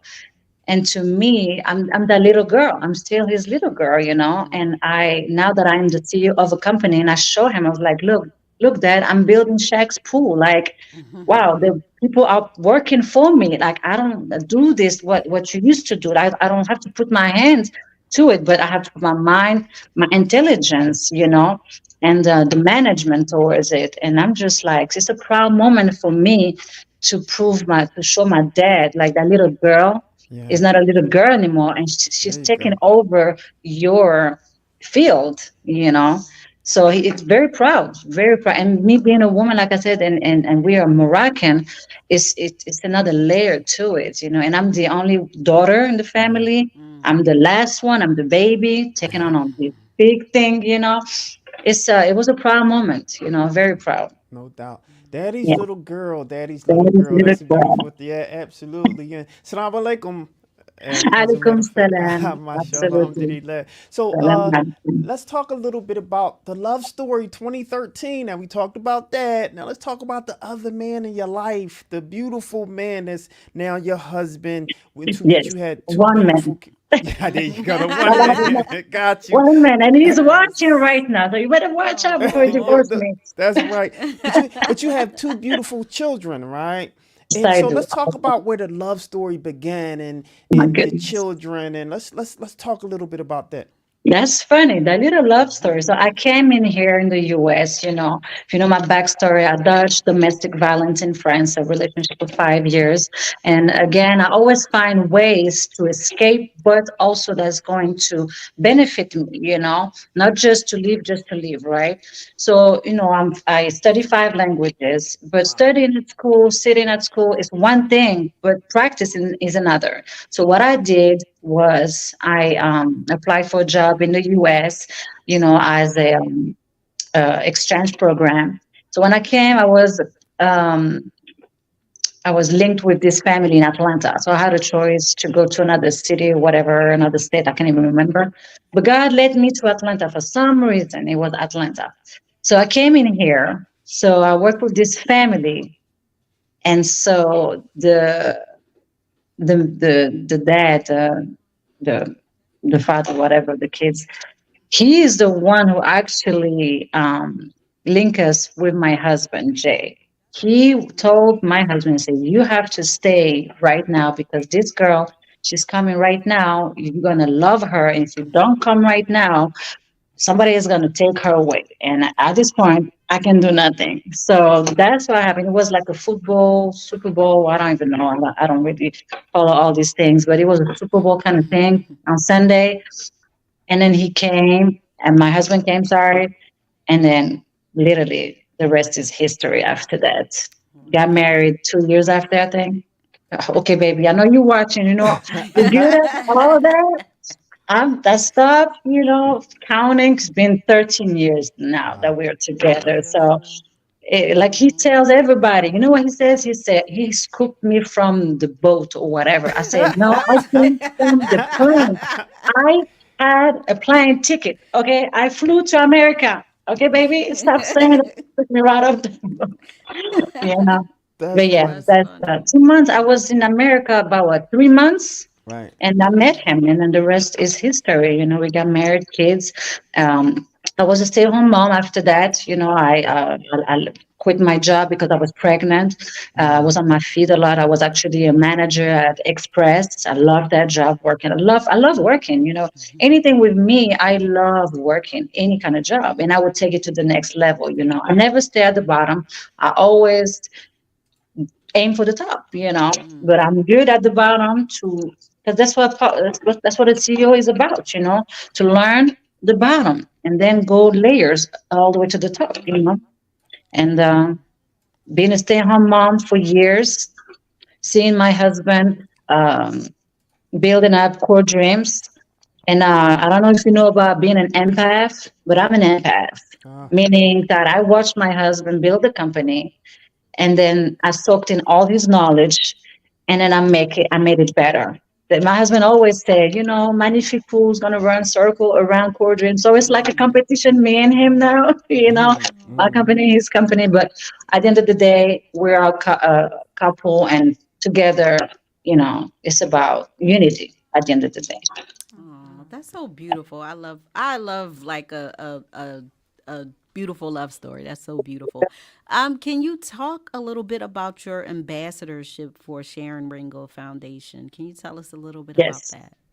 That definitely was a blessing. That came actually at the moment when my daughter broke a collarbone and I couldn't compete for Mrs. USA. Mm. So again, having faith, when you have faith, God would land something in your lap. And that's when it lit my eyes up when I was like this friend of mine introduced me to the Sharon Ringo Foundation and told me that I would be a great ambassador. And I said, great. I was Mrs. Georgia Globe at that time. Even though I didn't compete for Mrs. USA, I'm still holding the title, as Mrs. Georgia, and I still have a job. Well, job, I'll call it a job, but I have I call that again, like to help others. Sorry, but yeah. So I became Mrs. Georgia Globe. I got introduced to the Sharon Foundation in Tanzania, and I was like, "That's perfect," because she's in Africa, and I'm Moroccan. I'm African too. That's why I was like, "God is amazing," you know. So this little girl is doing so many good things in her country, you know, and that she inspired me. And I'm like, if she can do that, you know, all women, not just me. Like she inspired me to do more in my own country. This is why I went and I took that title of Mrs. Morocco. So then we can all do even bigger things, you know. The Mrs. Georgia was good at that time. And now, you know, she's doing a lot of changes in like climate changes. So she planting trees because, you know, in construction, we got to take those trees. But really, those trees are really important for us, you know. So what she's doing is really good for her country and also with tourism. You know, Africa is a beautiful country, you know, and we tend to kind of forget about Africa. And even me, I was amazed that I didn't even know that Zanzibar had so many beautiful beaches like that, you know. I myself was amazed. And I tell everybody, I say, hey, y'all need to start booking flights to Tulum, Puerto Rico, and all this stuff. Y'all need to really Yes. put your money in the motherland, Africa. Everybody's talking about African American. The motherland is Africa, but everybody go to Tulum. I don't get it. You know, Yeah. come put your money in Africa because we need money. Africans, and you know, in my country, they really risk their lives trying to escape because they don't get paid much, you know, and that's not their fault. That's just how it is. So what can we? That's what I'm coming in with the other ambassador as my husband too, with um his knowledge and who he knows, trying to bring people to Africa. You know that tourism is economy, Oh, so it makes people work. okay, so since we're talking about that, right? You know, and why don't we go ahead and amplify that? What's some of the, because most of us do go to, say, for example, the Dominican Republic or Yeah, Tulum. We go to these places because it's closer, right? Or right, it's right. it's you know, we don't feel like we're too far away from home, but we did True. travel a little That's bit, you know. true. And so, what are some of the, I guess, places that people like us can travel to where, you know, we'll feel, you know, embraced and we'll have a great time because you know the landscape, right? And Yeah, so what's yeah. some of the places that you would recommend for Americans to go ahead and travel to? Well, Africa, definitely. So What places Zanzibar. in Africa though, you know? Okay, so Tanzania, I Okay. went there, you know, it's beautiful. So Zanzibar has beautiful beaches. Then go to Morocco, you have Rabat, you have Agadir. Agadir is beautiful, you know, the beaches too. It's a mix, I call Agadir, it's a mix of, not Hollywood, California, Calabasas, to be Okay. honest, mixed with Spain and France, you know. Agadir is beautiful, you know. Uh, you have Ifran for the ones who wants to ski. You know, Mm, Ifran is beautiful. We have a lot of Mount Chefchaouen, the beautiful city, Casablanca. You know, uh, so many, so many. I there you mean, go. Yeah, there you go. Well, there you go, yeah. ladies and gentlemen. Now it's no excuse. You know where to go. No, there's no excuse, y'all. And here's the thing too, it makes you guys feel good about yourself, Yeah, knowing that the money you have spent in Africa helps another family. that's right. If we can just think like that, instead of going to Tulum, save them that money. I know it's cheaper, you know, and I know the flight, you can get a flight for literally $600, you Okay. know, to go to Yeah. Morocco. Same for Tanzania, like maybe 800 if you get at a good time. And I'm like, save your money. Just put some money on the side Yeah. every time, you know. Yeah. And the mere fact you can help another family, Yeah. that's good for us. Thing good for another person that wants to travel. You know, makes like you're doing something. And not, I'm not saying that they don't do something in Dominican Republic. Definitely need the money there too. Okay, Yeah. but I want to promote Africa. I feel like we don't Gotcha. promote Africa enough. We talk about Africa, but we don't promote it. I don't see, I just started seeing people now going to Tanzania, but what Right. about the other countries? Right. It's Right. a lot. Tunisia, Egypt, and then the other one there, like so many, Nigeria, you know, Ghana. I mean, it's a lot. Fantastic. Yeah. You Fantastic. have K- to. Khadija, you've done so much. What's next? What is it? I mean, you know, when you reach so many goals, it's like, do you have more goals to go? What's next for Yes. you? I have other goals. So, what I did last summer, I donated a well for my village because, again, climate change is very important. Like the Sharon Foundation made it clear, Yes, so climate change is very destructive to families, for lives, and my own village was one of them. Like it was no rain, it was sunny all the time. I love the sun, but they needed the rain because rain generates water, from the ground. They don't have water running from the city. They don't. Everything comes from God. So when it does not rain, they don't have enough water. So they'll ask somebody else that has the well, and it's just like begging for water, So I came in my village and I donated this well. We built a well, as you can see in my Instagram page. It was a whole build out. We dig down and all that good stuff. But then again, it's one well. It's a blessing. They're very happy. But again, you tell me what's next. What's next for me is literally to bring in the water from the city to the village, to the houses right now, so they can have faucets in their homes. Right now, they have to take donkeys and walk miles to get to the well. My right now, my goal is to literally bring water pipes, running pipes, to their homes right now. Wow. Unbelievable, Mm. unbelievable. Speaking of running water, and kudos to you, and kudos for all the Thank service you. that you do. Uh, Thank you. Speaking of water, Yeah. you, my friend, are a talented constructionist, I like to call, but interiors, and you designed a pool, a dynamic pool oasis for the Yes. incredible Shaquille O'Neal.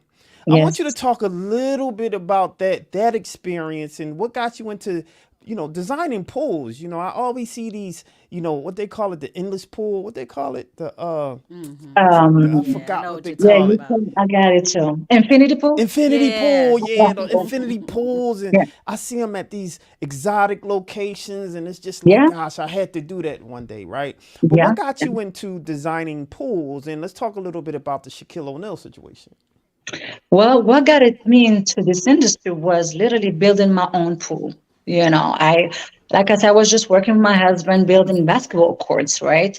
And building our own pool.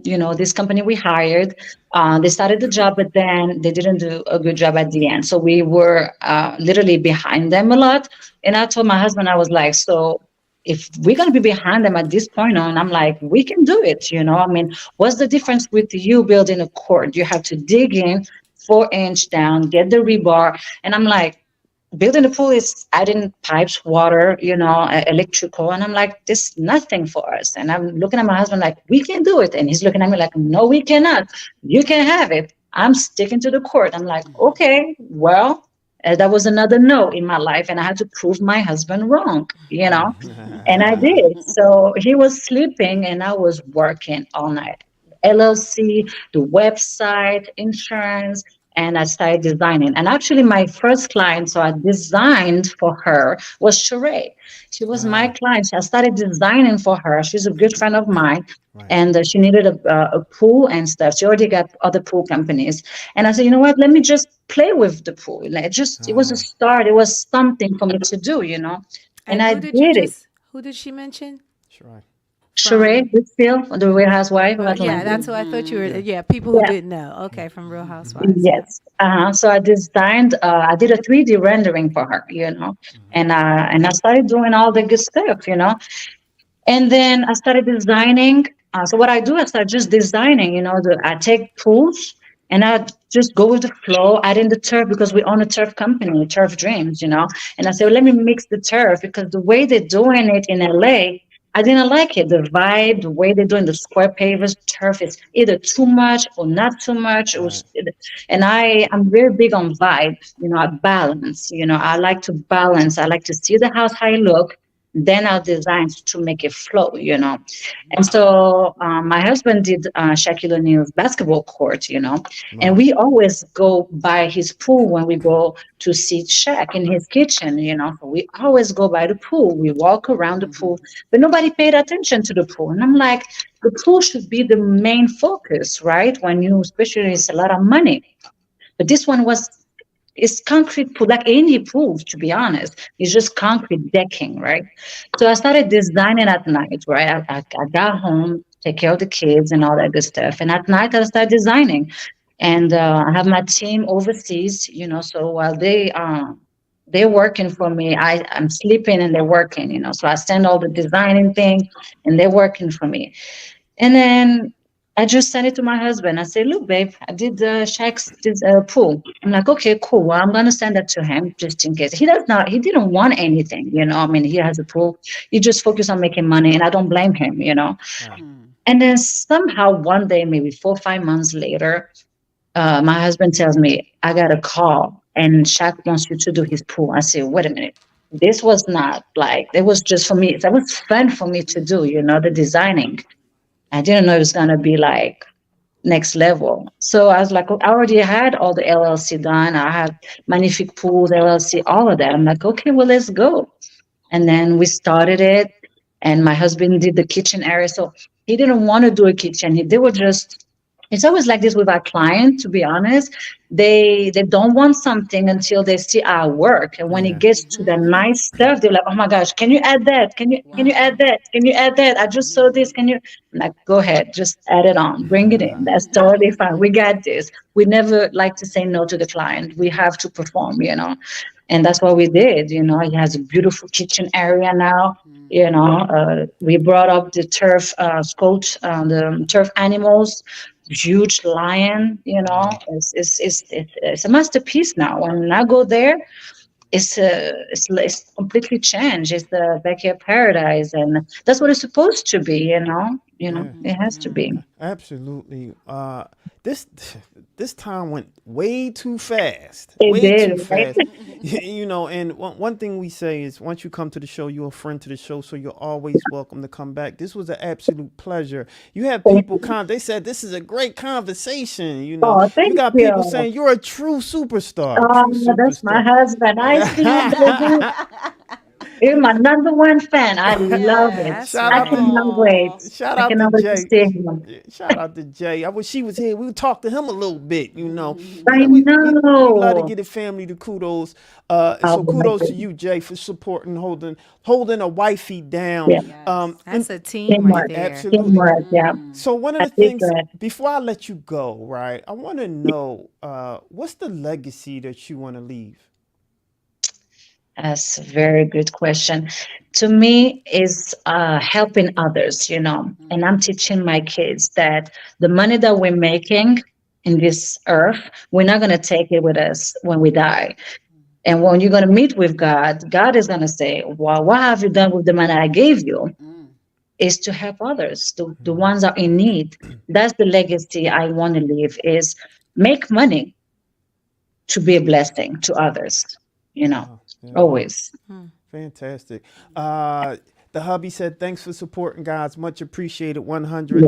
Yeah. So I just want to say that it was an absolute pleasure to have you on, and It's Absolutely. a pleasure as one of well. the things we say is, and me being Muslim, I pray, the Creator Alhamdulillah. continue to protect you, continue to, Absolutely. Thank you. become fruitful on your service, Inshallah. continue to Inshallah. do the things that you're doing, and continue to have a successful marriage, and I Thank pray that you you. continue to do the service and support in the community like you have been doing. Thank you. And so once you come to the show, you're a friend to the show. Before you leave, why don't you let everyone know how they can get in contact with you, follow some of the things you're doing, see some of these beautiful. I'm gonna pull this beautiful picture back up with this bright little young lady that you were standing with. I just had it up not too long ago. I passed it. Sharon, right? Where is it? Here we go. There you go. Yes. Oh. Sharon. She's so powerful. See, that's what we are. Women, we're so little, tiny, but we are powerful. We're dynamites. Like, we can change the world. And I'm proud of her. So this is Sharon. So you guys want to donate, definitely come DM me, or go to her page at Sharon Ringo Foundation. The father is amazing. They do so many good things, meeting with the Minister of Tourism and the industry. I mean, it's just, she's mind blowing. She inspires me. Like, this is my little inspiration right there. So go to her page, Sharon Ringo Foundation. Then DM me for any donation from Morocco as well. I'm going to start. I've been so busy left and right with my husband and I. We just started a new business, Right. Core Dreams International in Dubai with our partner, Yosri Shireen. And I'm like, it's another endeavor right there, you know. Right. It's going to be very beautiful. So how can they Definitely. get in contact with you and find your stuff one more time? So everyone. Yes. So my page is Mrs. Georgia Globe 2023 to DM me for any donation for now. And then the Sharon Ringo Foundation for Tanzania. So anything for Tanzania is going to be Sharon Ringo Foundation. Anything for Morocco, you guys can just DM me, Mrs. Georgia Globe 2023. Fantastic, Awesome. fantastic. Well, everyone in Philadelphia knows you now. They knows what's going on. Thank you, Philly. You know what, Philly? I love Philly cheesesteak. Okay. Aw. Okay. I do. So I next love time it. you come, Yes. Philly cheesesteak on us. Yeah. Thank you so much. And I when you have- come to Morocco, couscous on me. That's Oh, right. that This is sounds nice. good. I have one last request. So you speak you said you speak 5 languages. We have Yeah. listeners that are all even in Africa, all over the globe. If you could Awesome. say your name and do a drop for us, say your name and then say this is We Talk Weekly, or something like that. Okay. Something Hey, little guys. spicy in another language too. Or another language. Say it Okay. in English and then another language. Okay. Hey, guys. This is Khadija, Mrs. Morocco Universe, and I am at the Week Talk Weekly. All right, say it in French. Okay. Yes. Bonjour tout le monde, c'est votre amie Khadija Lillet, Madame Maroc Univers, et je suis dans le show de We Talk Weekly aux États-Unis, direct sur Philadelphie.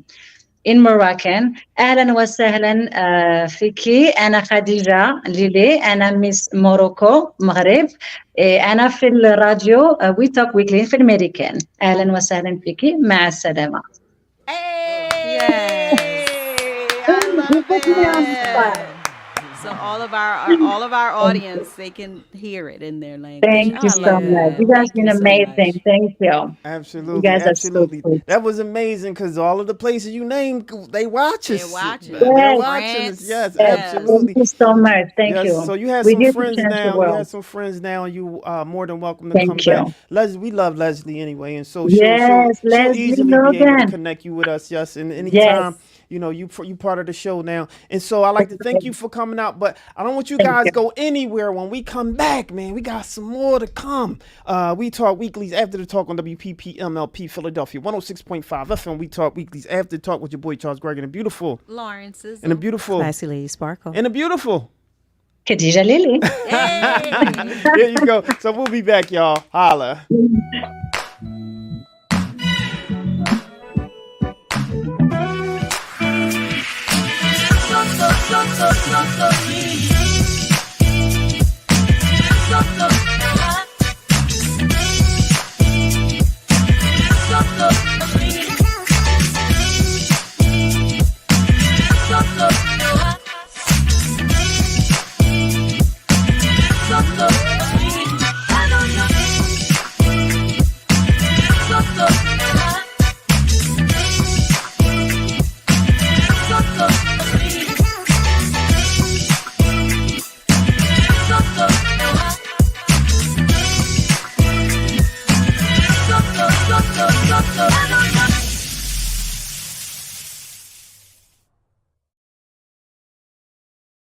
Nice to meet you. Nice to meet you. We're back, y'all. We Talk Weekly After the Talk on WPPMLP Philadelphia 106.5 FM. We Talk Weeklies After the Talk with your boy Charles Gregg and a beautiful Lawrence Sizzle. and a beautiful.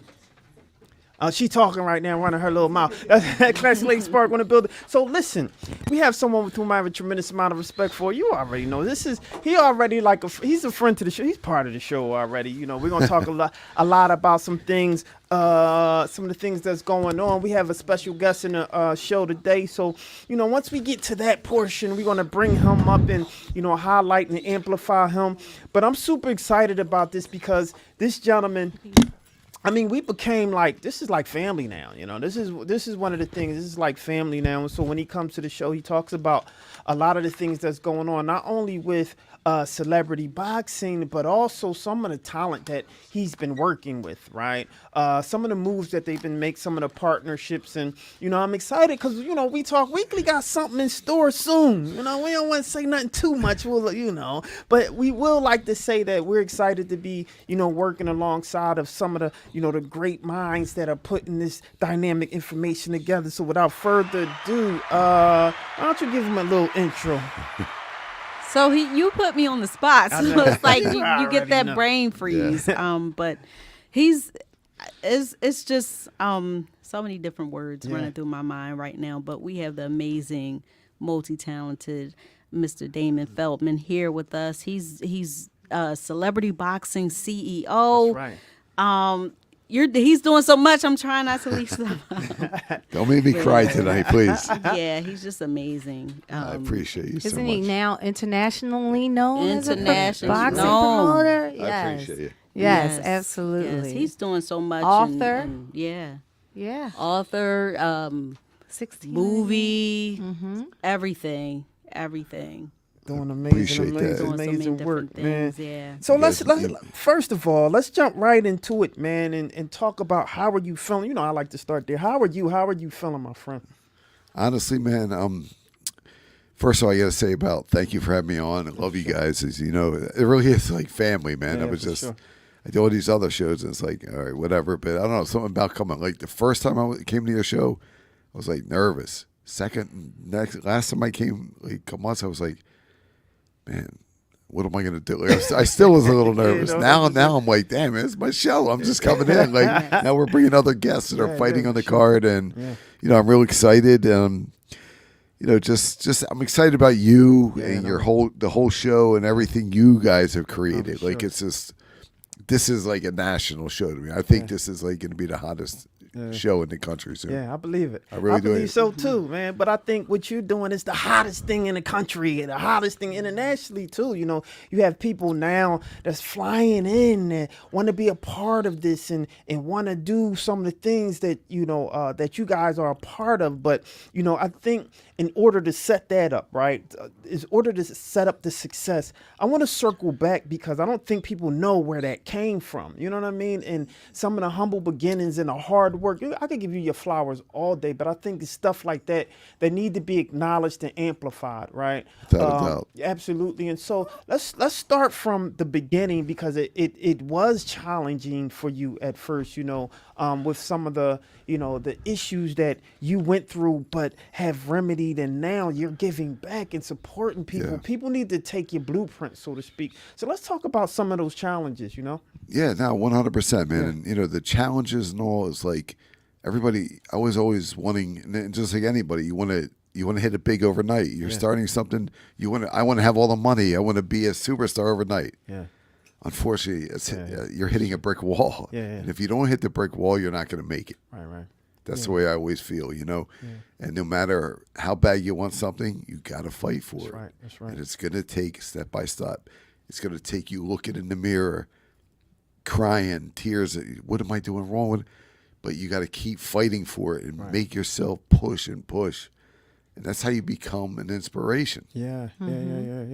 And part of that is being able to, outside of inspiring people, not judging some of the mistakes that they have made. And let's talk a little bit about, the judgments and coming from that and making a pivot and building up and amplifying people. What's your take on that and making sure that, people need to think first before judging, because essentially they could have been there and misstep also. Yeah. Oh, absolutely. Like people, say you're going after money people or trying to get people on board, man, to believing it or money, and because money, you need money for everything to get to where you want to be. Right. I don't love money, but I know I need it. So, for sure. But you have to, like it's just, you just got to know what you have to do. Like, and you can't judge. Like, if you're looking at someone and be like, oh, that guy's, overdoing it, trying, but then I'm like, do I want to just forget him, or do I let me give them a shot. Maybe it happens. Because probably 3 out of 5 times I gave that person a shot, and it succeeded for me. Right. And if I would have said, forget that guy, I probably wouldn't be sitting here right now. Yeah. You know what I mean? And you never can overlook someone. You know, you have your dedication, your determination, your focus. But I always do believe in giving people chances. That's what my platform's all about. That's right. I have a massive platform, and it's a pay-to-play platform, but they get their chance. And maybe I find the next superstar, then I sign them and go there. Just like, you know, David Kerr's all we have, you know? Yeah. So, and he's here today, and we're yeah. going to talk a little bit about him.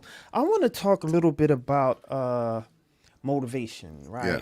What motivates you to continue to push down those doors, continue going through those barriers and doing what you do, especially with celebrity boxing? I'll be honest with you, man, and it's a perfect question because it is my children, man. You know, it's my.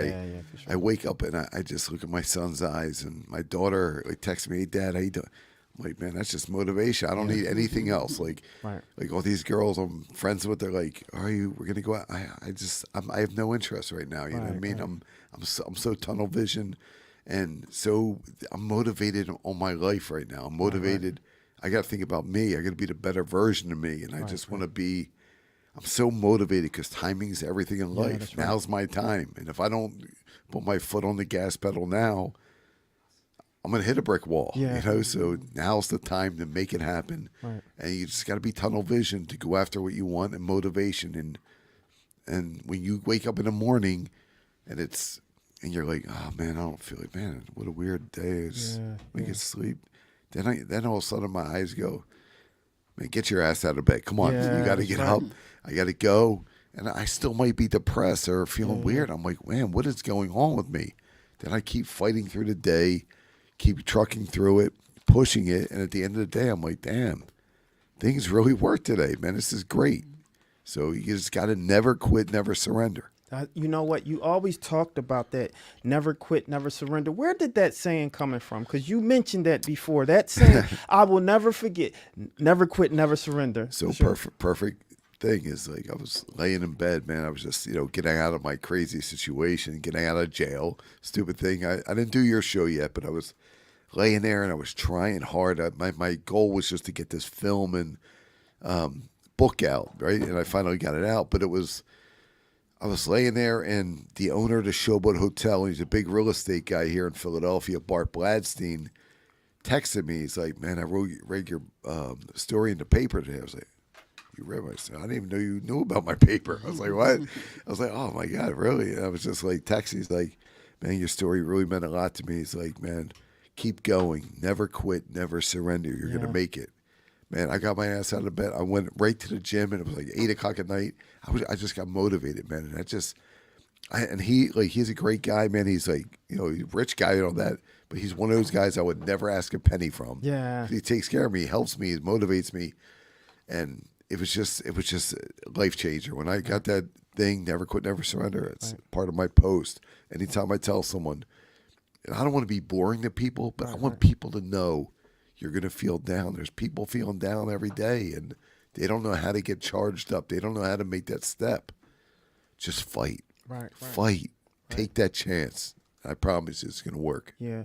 And, we always say that we talk weekly is a safe space, right? And, we try our best to humanize, the people that's on here. You came on a show prior and you talked a little bit about drinking, right? Yeah. And you talked a little bit about that as being probably one of the hardest fights, literally that you had to go through, right? Let's talk a little bit about that. And, since we talked about motivation, what motivated you to say, you know what, I'm kicking that X and I'm someone different now? Yeah. Well, I hit that brick wall. I was in jail, and I got a picture sent to me from my son's grandmom. I was like, damn, I'm not at his sports award dinner. I was like, what? Man, I honestly, man, I cried that whole day. Wow. And I couldn't. I was like, because there's no joke. I couldn't get out. You're not going to be able to get out. Right. I was like, drinking did this. I chose drinking to do this, and then it just woke up. I prayed to God. I said, I swear I will never have a drink again. Wow. That was 8 years ago, and I haven't had a drink, and I never will again. Hold on, let me give a round of applause for that one right there. Wow. Yeah, I love you, man. But I'll be honest, I don't need applause. Everybody is like, when I say that, they're like, oh, please don't clap hands. Just do that for yourself. Yeah, no, for sure. I don't need to be applauded. I'm not where I want to be yet. Yeah. You know what I mean? So when I get there, then you can applaud me. I just want to, I really want to inspire people, because if you've been through the life I've been through, you want to inspire people. You know what I mean? And the drinking, it might taste good and feel good for a few minutes. Right. Then the next day you wake up, you're going to be like, what the hell did I do? Yeah. Why did I drink? And that's going to happen every time. And then when you overdo it that time and make that mistake and get, God forbid, an accident or kill someone, Right. then you can't change anything. It doesn't matter if you drink or you don't drink. Right. You already made the mistake. So think before you act. Right. For sure. Wow, man. I think it warrants applause, because that's something literally that's going to help someone else that's hearing your story. For right sure. there, right.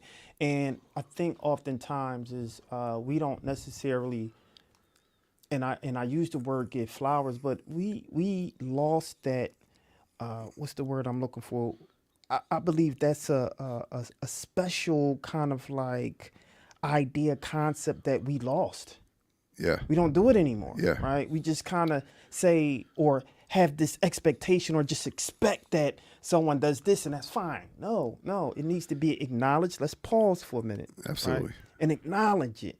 And that's what I would like to do for you. So kudos to you, my friend, for all the work that you was doing. And I know that it's someone that's listening to this, that your story will help them. And that's very important, you know. Well, it's right here on We Talk Weekly. This is why it's We Talk Weekly, because honestly, look, I just did Howard Stern show the other day. It was crazy because there's different modes I have to do. I have to be this way, then this. Yeah. When I come here, I'm me. Yeah, When I'm on Stern, I got to be someone I don't want to really be. Yeah. I'll be honest with you. Yeah, no, for All he does is break my balls the whole time. You know what I mean? So, but here I'm able to talk and like, it's like what I want to do. I really want people to, in this show, helps inspire me to want to, because when I get done this show, I'm going to go out.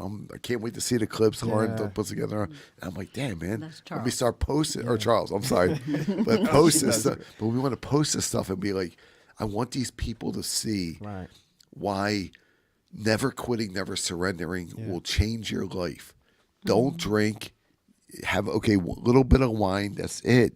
But see, that little bit of wine turns into a second glass, third glass, and all of a sudden you're so drunk, walking around, and you're like, "Why are you drink that much?" And then they're saying, "Yeah, you're right. You should have done." But you can't even speak to me. Don't talk to me. You know what I mean? People have to understand drinking is. There's no sense of, go celebrate. Celebrating is going and getting drunk. You don't even remember what you're doing if you celebrated. Go enjoy and just be like with your family and friends, your girlfriend, whatever, and just enjoy it. You know what? One of the questions that I don't think I ever asked you, and I want you to think about it now, is if someone was to say, who is Damon Feldman, what would you say? I'm a guy, honestly, I'm a broken guy. I'm a guy that, it took a lot. I mean, God gave me this chance, man. God really gave me this second chance to, from day one. My mom was quadriplegic in a wheelchair. I already went through the whole thing with you all the time.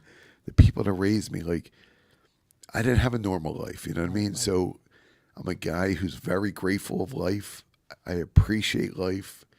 And I want to pass on things to people to give them different steps and how they can do it, how they can make it, and how not to have anxiety thinking, it's not going to happen. Because if you follow your plan and stay relaxed, not have anxiety, you understand, yes, it might be dark days, but there is light at the end of the tunnel. That's right. And stay tunnel vision on your focus and your vision, and things will work. Yeah. I like that you said that I'm broken, because when it comes to religion, you have to be broken for God to put you back together again. I'm learning something So from you right now. So I love that you said that. What do you feel is I guess the biggest misconception that people get about you or your brand or, things like that? I have a tough time dating. It's weird because Dating it's not what it used to be. Well, It's no, like, I know. It's just I don't know. Like dating, sir. I'm very picky who I date because I've been married, all that, and I have kids, and I made it after having all this. You know what I mean? And I finally made it, and so the dating part is like tough for me right now because it's like some girls are nervous to come up to me, and then I find out later they're like, "Oh, that girl liked you, and she didn't thought you were talking to her." I was like, "Damn, man, I don't know how to take that step." You know what I mean? But I don't know. I guess maybe it's me just being a little shy too. No doubt. We're going to have to do our own little like celebrity kind of like boxing where we have maybe 10 women who just come in and we're going to find a date for Damon. You're Find a funny. date for Damon, right? Find a date for dating. Damon. Oh man, that'd be Celebrity crazy. dating. Find a date for Damon. We got to put that together. That's awesome. Well, Damon brought a team with him today. Yeah. yeah. Yeah. So, Damon, Yes. the team that you brought in with you today, tell us who those team members Well, are. I'm really excited because I met the guy. I was like, watching one of his films. This guy's, I was like, damn, man, this guy looks like the next John Claude Van Damme. Yeah, and for sure. And when you're like, a lot of people talk in this business and stuff. This is a guy that makes things happen. Like him and his guy, Brian, David Kurzall and Brian, his manager, make it happen. Like they go out. The guy's selling tickets. He knows how to bring sponsors, and he knows how to interact with people. Because he was like, "Yeah, I'm gonna have Steven Seagal." I was like, "All right, man, sounds good, right?" 2 weeks later, he has an interview with Steven Seagal endorsing him how he wants to come watch him fight. Yeah, for sure. Now he has Don the Dragon Wilson, who's a legendary MMA guy, martial art guy, going to train him for this fight. So he's fighting the main event March 9th at the Showboat Hotel in Atlantic City. And it's his first ever fight. So yeah, his first ever celebrity boxing match. I'm coming. Yeah. We're going to We be talk there. weekly, better be in the house, yes. Absolutely. But let me just finish this up real fast. So who he is a really cool guy, business guy, can fight. And after this fight, if he has to win the fight, and if he wins this fight, you're going to see the Jake Paul version of a martial artist because he's going to be challenging all the UFC guys. And Mike Perry, if you're listening to this, you're going to see something. I know that's right. Couple more questions because I want to talk to this brother over here. Very, very talented brother, very pleasant brother. It's great to have him here. But I want to talk. I got a couple more questions for you because while we're on the topic of kind of like the celebrity boxing thing and him making his debut, a lot of people don't know about you with the legendary, now God rest the dead, rest in peace. I want you to talk a little bit about the Rodney King. Oh, yeah. Right. And, that bout with him and how much he was pretty much an influence. Because I think what happens, is people on the peripheral only see what happened and that carries a negative piece to it. But you have another side of that. Well, there's a positive piece to Rodney. Yeah. Rodney King, there was no negative. Again, the media made it look that way. That's right. Like, let me ask you this question. When you hear Rodney King, what do you think of him? I already think of the beating in L.A. So that's the first thing you think. That's the first thing I think of. And that's all anybody, but then they look at, he was doing drugs. Yep. It's not true. Yeah. It's not true. Me and Rodney hooked up through an agent in L.A., and when they said, because Rodney just got done doing some show on VH1, and they were like, he wants to box. And I was like, Rodney King was a boxer, really? And I was like, man, this would be awesome for the company. Long story short, I hooked it up, and we signed him, and we put opponent wanted to take on Rodney King in a celebrity boxing match, right? I got, honestly, I think there was like 30,000 people. It was so crazy. It was insane. This was when I wasn't really a big company, like a company, you know what I mean? And then I was like, Rodney King. Then I finally came here. He came. We did a press conference, did the fight. Right. And we did a press conference announcing the fight. Then we're like, who's the opponent going to be? So a lot of different personalities. One said, because they see the value in it. Then I had a bunch of police officers want to do this, right? Right. So me and Rodney had our talk, this and that. And so we picked this ex-police officer out of Chester, Pennsylvania to take the match. So he was sort of like a bad cop. He had issues with and he ended up not being on the police force anymore. Right. So he announced Rodney King's taking on an ex-cop. It went viral. I mean, it crazy. Wow, like, of course. it wasn't social media wasn't even that crazy back in 2010 or whatever it was, but it was just all the media was covering it. It was unbelievable. He meets with my dad, and all of a sudden, man, my dad's like his dad now. Wow. It's crazy, right? So, because Rodney, my dad ended up training Rodney. My dad was a former boxing trainer. So my dad goes in, yeah, you just stay here with us. So he ended up living with me because I was with my dad at the time. So we lived together, him and his girlfriend.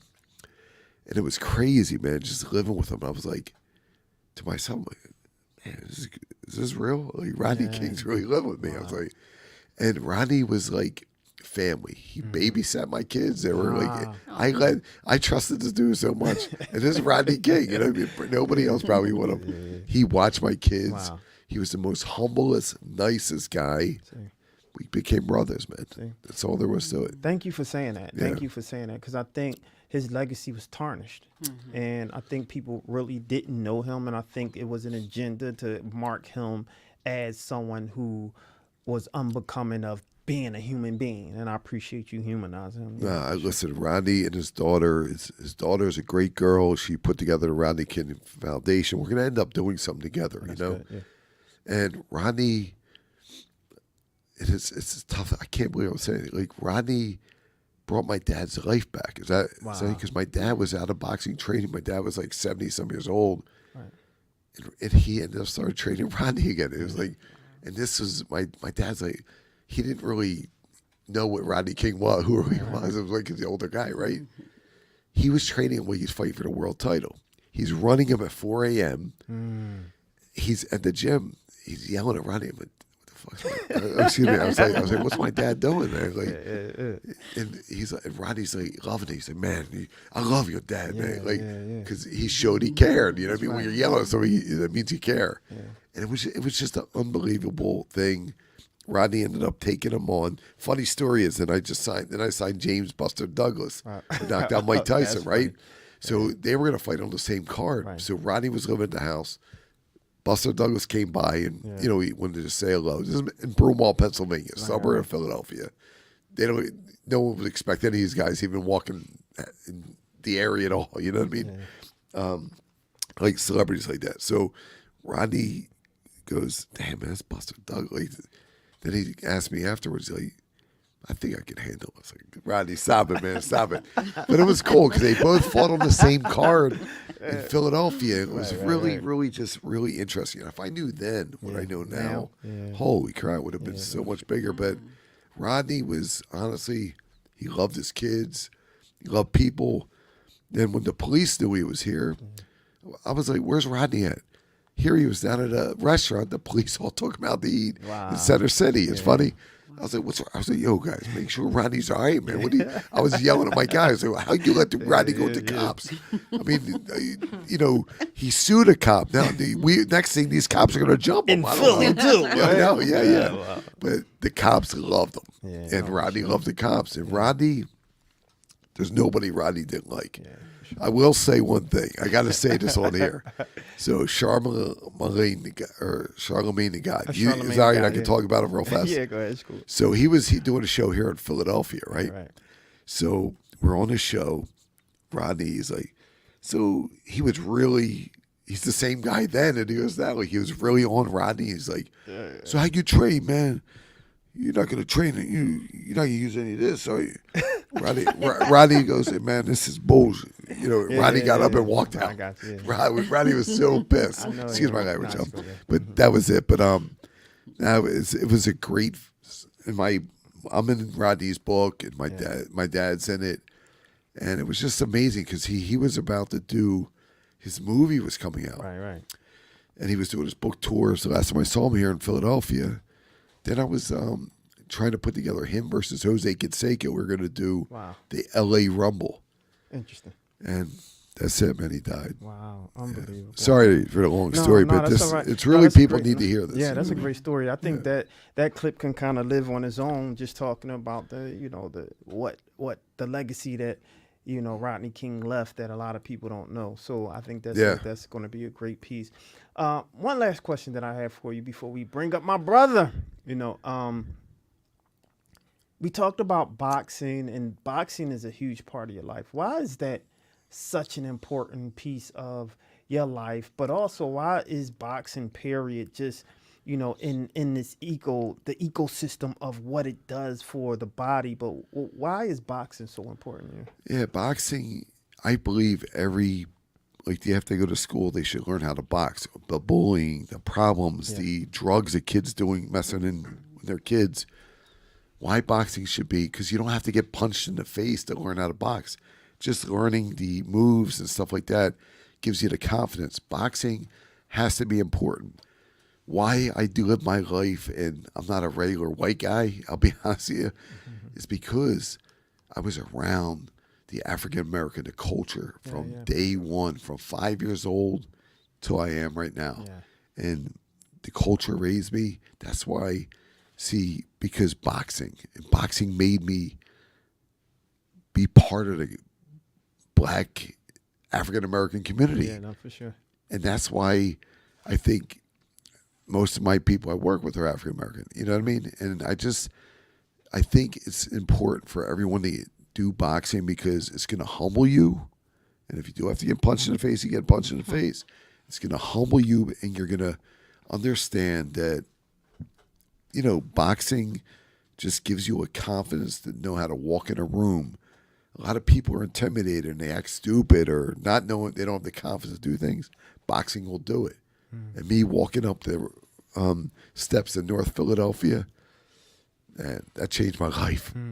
For those who are watching you right now, this is the camera. This is, all of your people, all of your fans, the people who've been following your journey, the fans of, celebrity boxing, the people that you inspire. For all of those people who are watching right now, what would be that word, that saying, that, what would you say to them right now? Just, if you have a dream, just know right off the bat, it's not going to happen overnight. If you have a goal, it's not going to happen overnight. Stick with it. When you wake up tired, weak, get up. You want to go to the gym, you don't feel like it, go. When you don't feel like doing anything, just keep pushing yourself. I promise you, there's a light at the end of the tunnel. No matter how many, say you get in a breakup or you're hurt, timing is going to change that. Just keep fighting for yourself. You're the only one that's going to make it happen. You're the only one that can make it happen. No one else can do it. No one's going to give you anything. Just keep fighting for you, and just know there's going to be light at that end of that tunnel, and things are going to be work for you. So don't quit. Again, never quit, never surrender. And I promise you, it's going to make it happen for you. There you go, ladies and gentlemen. Mr. David Feldman, my friend, my brother. I don't want you guys to go anywhere, because when we come back, we got my guy. We're going to talk a little bit about his debut, when we want you to come and see what's going on here. So don't go nowhere. We'll be right back, y'all. What's going on, you guys? This is Bridget Kelly, and you are locked into We Talk Weekly.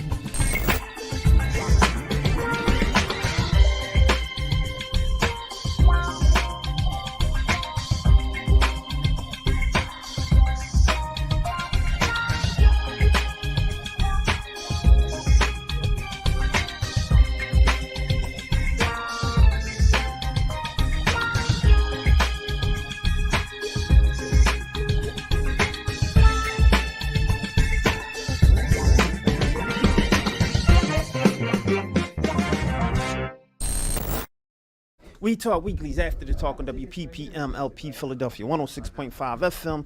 We Talk Weeklies after the talk with your boy Charles Gregory and a beautiful Lauren Sizzle. and a beautiful. Hold on, I'm sorry, Spark. One more time. Classy Lady There Sparkle. There she go. And without further ado, we have someone with whom I have a tremendous amount of respect for. I'm excited for this guy, Mr. David Kurzal? Did I say it right? Kurzal. You said it fine, man. There you go. I'm excited for you. This is your debut, my brother. So how are you feeling right now? Let's talk a little bit about one. I like to start with asking, how are you feeling? You know, how's your health and all that good old stuff? Yeah. Oh man, I'm healthy. I feel great. I feel amazing.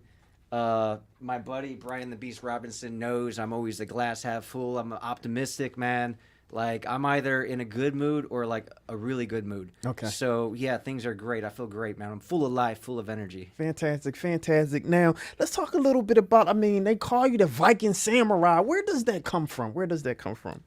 It's a name I made up a few years ago because I started a YouTube channel and I needed something that was original, something that was like really cool. And it has ancestral ties because I'm mixed heritage, so it just made sense, right? Because I'm a warrior too, so Viking, samurai. It's kind of got a yin-yang element too, because when people think about Vikings, they think they have a certain image compared to the samurai, right? Yeah. So I feel like I'm a good combination of the two. So let's talk about your lineage then. Let's talk about your beginnings. Where did you come from? You know, where were you born and what got you here, right in Philadelphia? Let's talk a little bit about that. Yeah. Yeah, sure, man. I'm an Army brat, so I grew up all over. No doubt. Okay. Yeah, man. Like I went to 4 different high schools in 3 different states. Oh, wow. So I was like all over, and it was hard to. I was always like the new kid, right? Like I literally was, man. But yeah, man. So I just been all over, and then I went to film school in Southern California, Okay. and then I eventually moved to the Midwest and got into the financial industry as a stockbroker.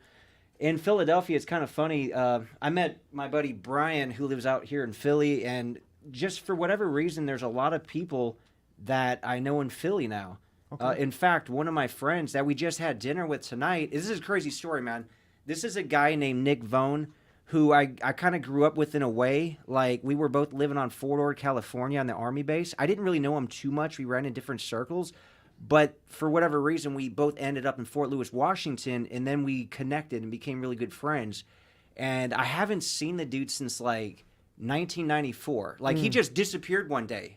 And I never knew what happened to him. Right. But he found me because of my YouTube channel. Like, he was watching stuff on Frank Dukes and Bloodsport and seen me interviewing Frank Dukes and was like, I think I recognize this guy. Mm-hmm. And then, he had commented on the video and shot me an email, and we kind of got chatted back and forth and, eventually got on the phone. And, yeah, I just met up with him literally tonight earlier, and it was really cool, man. And he looks obviously older just like I do, but, like, he dresses the same. He's got, like, his 90s look. He's got his Dickies, his sweatshirt. Like, the dude literally got the same outfit, man. It's actually kind of funny. But, yeah, man, it's crazy that he lives out here. Obviously, he's going to be at the fight on March 9th. Everybody listening needs to be at the fight on March 9th.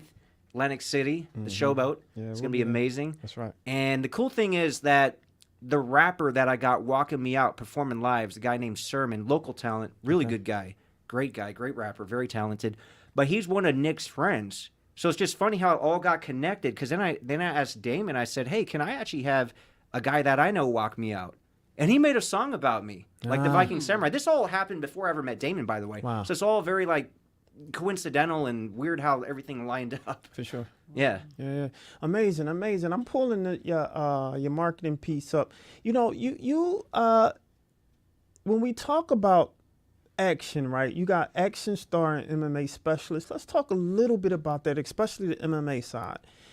So you have this kind of like mixed martial art, these specialists that helps you kind of prepare. How did you get into all of these crafts, all of these arts as it relates to, physicality, so to speak? Yeah, that actually starts back in the 90s, and I started in Taekwondo, did that for years. Okay. Then I moved on to Kempo Karate, right. Did a lot of different martial arts, and then more recently, this is all formal training, because any great martial artist, they're going to go to their dojo, they're going to train, but they're going to train even more by themselves. That's how you get really good. And then when you go back to the dojo, then it's like, you're going to be that much better than the guys that only go, an hour 3 times a week, for example. They're not going to get that good, to be honest. So, but yeah, man, like the more recent training was like Krav Maga. Very like street-based Israeli military type stuff. Yeah. So I just combine it all, man. Okay. So March 9th, you ready? Yeah, I'm ready. I mean, I do not have a boxing background, but I'm in really good shape. Right, I'm right. really disciplined. I'm working with like some of the top guys. Okay. Damien had mentioned I'm going to be working with Don the Dragon Wilson, 11-time world kickboxing champion. Wow. My buddy Brian recently hooked me up with Slim Perkins, Okay. boxing legend. He's like the Yoda of the boxing world because he had trained all these amazing legends, highly respected. Anytime you mention his name, they're like, "Oh wow, Slim Perkins," you know. But they'll say, "I didn't know he was still around." So he's kind of like Yoda, where he's like living on that planet by himself and forgotten about. And I'm Luke Skywalker, who like sought him out, you know. So it's gonna be something very special. training Spark, with him. turn that mic around for him. I want that one. No, the other one. Yeah. Yeah, because I want to talk to, you know, because you keep getting shout out. He's shouting you out a lot, you know. And so I want to know, you know, how are you getting your friend prepared, your man prepared to, you know, what's going to happen? Like, you know, add to his, you know, his excitement. Yeah, I think the most important thing is getting the right training, go. the right people, like Right. seeking out Slim Perkins and a man who has amazing secrets of the past. You know, Right. we have a boxing tour together. People don't know. It's called the Circle of Legends. It's based around all the boxing legends. Tim Witherspoon is one of the two-time heavyweight champion of the world That's right here right. in Philly. Is one of the co-founders That's of right. it. So yeah, it's seeking out the knowledge that's been forgotten. We're also going to be going up and seeing Marlon Starling, master of the high guard up in Hartford, Connecticut. Another man who's when he passes, all them secrets will be gone. They'll be forgotten. And David wants to kind of encapsulate those. So he's also a student of the art, which I really appreciate about him. Yeah. So what do you think the biggest challenge is for you coming from the MMA, karate, Krav Maga, all of that to, you know, just straight boxing, brawling, the you know, orthodox, you know, what do you think the biggest challenge for you was? Well, Or if there is any, you know? You know, the biggest challenge would be head movement because, like, if you're talking about Taekwondo and karate, you don't punch to the face. Like, even in Kyokushin karate, which is very hardcore, people get knocked out all the time from, like, head kicks, etc. Right. But you don't punch to the face, so you never work on your head movement. So, you know, it was kind of humbling when I started sparring more, taking shots. Like, Stationary target at this I'm point, not right. used to getting punched in the face, but I'm tough, I'm durable, I'm rugged, so I take them. I don't like it, but I could take them. I could eat them, you know. No doubt. But I'm gonna start, you know. Yeah, you got. I mean, it's only but so much you can take. Yeah, right? yeah, I'll start moving Yeah, more. you gotta move a little bit, just a little I bit. keep this face pretty, right? Yeah, there you go. There you go. Have you found it interesting? Do you feel like there's more skills that you have learned from the already thousands of skills that you already have? You know. I'm always constantly learning, like, because I have a white belt mentality. You know, you got to have that empty cup. And somebody had mentioned to me the other day, it's like, you know, you could fill your cup up, get as much knowledge and training for the day, but then you got to empty it and be ready for more, you know, more, to fill it up the next day. Yeah. Absolutely. If there was one thing that you believe is a craft within boxing that stands out more than all the other crafts, what would that be? You mean just like a style of boxing or Style, like? I guess you could say style of boxing. You know, it's one of those things where I believe each craft of, you know, fighting, right? Whether it's MMA, whether it's Krav Maga, street boxing, it's always something that stands out that's specific to that particular craft. What do you think that is, if that makes sense? Well, I think the thing that would benefit me the most and what I'm impressed with, and, you know, because I'm in Philadelphia, of course, the Philly shell defense. I was So- about to say, you got to say the Philly shell, right? People don't know about this. Floyd Mayweather's father kind of like, you know, I don't want to say took that from Philly, but yeah, that's where Floyd Mayweather got his thing, the Philly. But go ahead, I'm sorry. I just wanted to get a little history. man. you know. Yeah, that's great. Yeah. But that's what I got to get, especially while I'm here and representing and doing a lot of training here. Yeah, man. for sure. Yeah. Okay. Well, if you're not gonna move that head, that might protect you a little bit. I'll move the head. Don't worry, man. I've been working on the head movement, man. No doubt. Yeah, it's getting better. Absolutely. So, what are you most excited for now? Coming into March 9th, what are you most excited about, man? Just the spectacle. Okay. Like just feeding off that audience energy, putting on a show. Yeah. Because celebrity boxing, it's bigger than boxing in a lot of ways because it's more showy. It's right. just going to be a lot of fun. So I'm really excited. Okay. I kind of like the spotlights. I'll be honest, man. No doubt. Yeah. Well, we talk weekly. We're gonna be there. We're gonna do our show. We're gonna broadcast our show from there. And just kind of support. I mean, we're excited about the things that you guys are doing. I'm excited about you. I'm going to support you. I'm gonna put some. I don't want to talk about betting now, but I'm putting my money on you right now. That's a safe bet, man. No betting. We're not doing any betting. We're not doing any betting. And so, but yeah, I'm really excited for you. Is there, for all of your fans, all of your new fans that's watching you kind of like make this transition, what would you like to say to them, I like to say, just talk about the power of self-belief. Okay.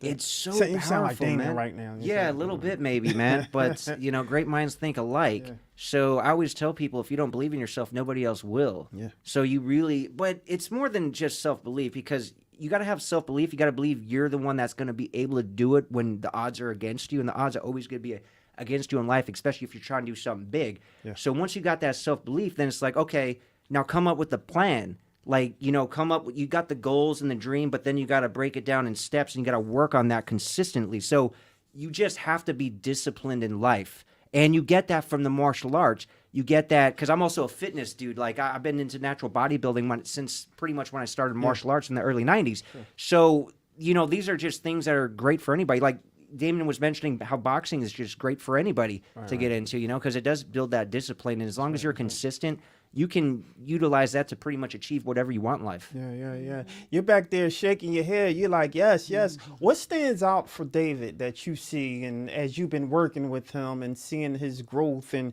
him making his transition, what's some of the things that stands out? I think if people could learn something from David, I've been around a lot of people, but David has an incredible self-belief on where he wants to be. He's certain, and it's interesting because we're kind of yin and yang. I'm the one who looks at the cons of things. He's always looking at the pros, and we make a great, I blend that way, but it's just, we talk about it, this is like a sim game.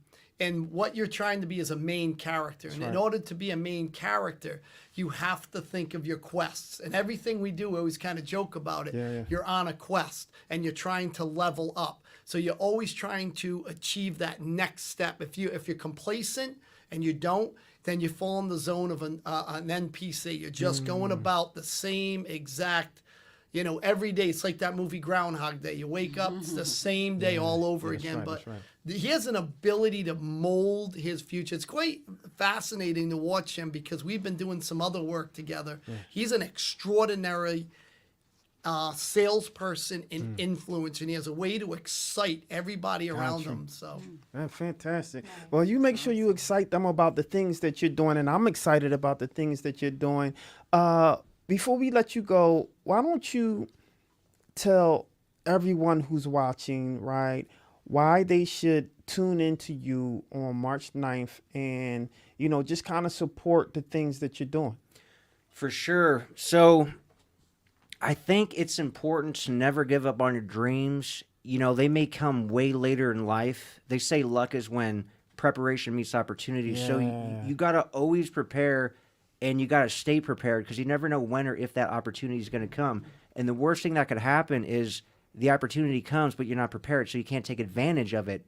And you're going to kick yourself, and you're going to just regret that your entire life. It's going to haunt you. So my story is kind of interesting because of stuff that I'm involved with, and what I'm doing now is something that I really sought out like 20 years ago when I went to film school. It's funny because I mentioned my buddy Nick from back in the day, and he sees everything I'm doing now. He knows I'm going to be in this movie called The Last Kumite coming out in a few months. Got a really nice role. It's an amazing film. Wow. Got all the martial art legends in there, like Billy Blanks from Taibo. Where's it being shot at? So we shot that in Germany. Oh. Yeah, we already shot that in Germany. Wow. And it turned out amazing. Like the distributor, it turned out better than they thought. So they're actually pumping more money into it for the marketing because they really believe in it. So that's great. And then I got another film coming out where I'm the lead called Bloodstorm. This is kind of like a throwback to the 80s, 90s action type movies. It's kind of like something that Chuck Norris or Stallone or Van Damme would have done back in the day. So it's really kind of a throwback. But I mentioned that because the guy that I had dinner with earlier, the old friend, he had sent me an email, and he said, I remember when we were in the back of your dad's pickup truck with Tom, who was a mutual friend, and you were telling us how you wanted to be a martial arts movie star. And he's like, dude, you're actually doing it. Like, you've done it now. And it just took way longer than anticipated and planned, but I think there's a reason for that. Like, I recently became a Christian on December 19th of last year. So I'm kind of new to this thing, you know, but it's exciting. You know, I got a new relationship, very important relationship in my life. But there was a lot of things going on last year, you know, because I was shooting these movies, but I had also recently gotten divorced, and I was separated, you know, since like June. There's a long story behind that. But the thing is, you know, like you just got to keep going, you know. This was somebody in my life who I could understand her perspective, but what the stuff I was pursuing, she said, that's a stupid childhood dream. It's never going to happen. You're too old. You know, so I was like, I mean, I could understand, like the odds were against me, but you know, it kind of broke me down, and I almost quit everything I was doing because I was pursuing this dream again like 3 years ago, something that I'll admit that I failed at before, you know, and I kind of put it to the side, and then people become complacent, and they just, you know, regular life gets in the way, and you get your career, you get your regular job, and, you know, like after you realize so much time has gone by. But what I realized is I'm still young enough to do everything that I wanted to do, and that's what I'm doing now, and it's working out. But like a lot of people don't realize how much effort it takes. Yeah. You know, it almost seems impossible sometimes because you're like, I'm doing everything I feel like I need to do. I'm networking, I'm talking to people, I'm putting the work in, but it's like you're not getting closer to the goal. At least it doesn't seem like it. Right. And then all of a sudden it's like the dam burst, and then one thing happened after another. Literally about 2 months after, I had a dagger to my heart from my ex. And I still like her. I'll still be her friend. I'm civil with her. We had like what I would say a nice divorce. Right? But, you know, women are different. No offense to any women. Listen, I don't think they're as ambitious as guys. I feel like we have to conquer. No, I'm just saying. I feel like we have to conquer. We have to achieve really big things.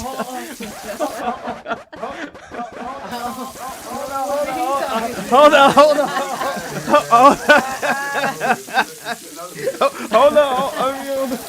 Well, you know what? To his defense, he may be thinking that because of the partner that he had. That's like true. Me as a partner, I would never tell my partner that is a childhood dream. Why are you? I would be behind them 100%. That's right. Like I would never tell them that. Hold on. No, I know what David's saying, and this is kind of how it is. I know what he means. If you went back like 4,000 years ago, right? The guys are always sitting around the fire looking at a hill and saying, I wonder what's over there, right? You know, sure. And, you know, they say like Holthgar went over that mountain. Remember, he came back half dead.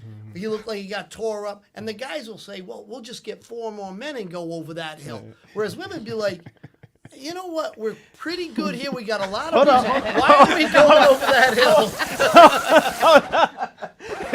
No, I got you. It's just that I think what he's saying is men are sometimes have this over-conquering mind. No, and that's, I think, is a little bit, women are a little bit more logical about something, and sometimes guys can kind of jump into something headlong without knowing all the issues that they face. Them, so no, I agree. We don't think, we just do. Yeah, we don't think they do. I mean, our feminine counterparts, they think a little bit more, right? Maybe a little too much, but they think a little bit more. We don't think, we just do, right?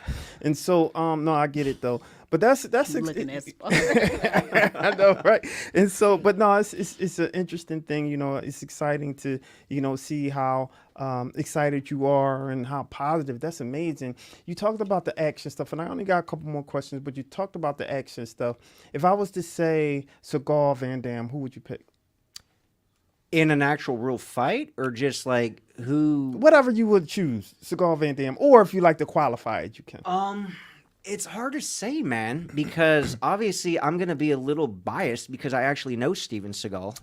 Interesting. You know, but growing up, I kind of modeled myself more after Van Damme. Like, he was a bigger inspiration because I was built more like him. Like, Seagal's huge. Yeah. He's like 6'5". I'm more like... Really? Oh, yeah, he's a big guy. I never knew that. Okay. And Van Damme's more of an average-sized guy, and I was always more impressed cinematically, like, with his kicks. That's why I started in Taekwondo. Okay. So...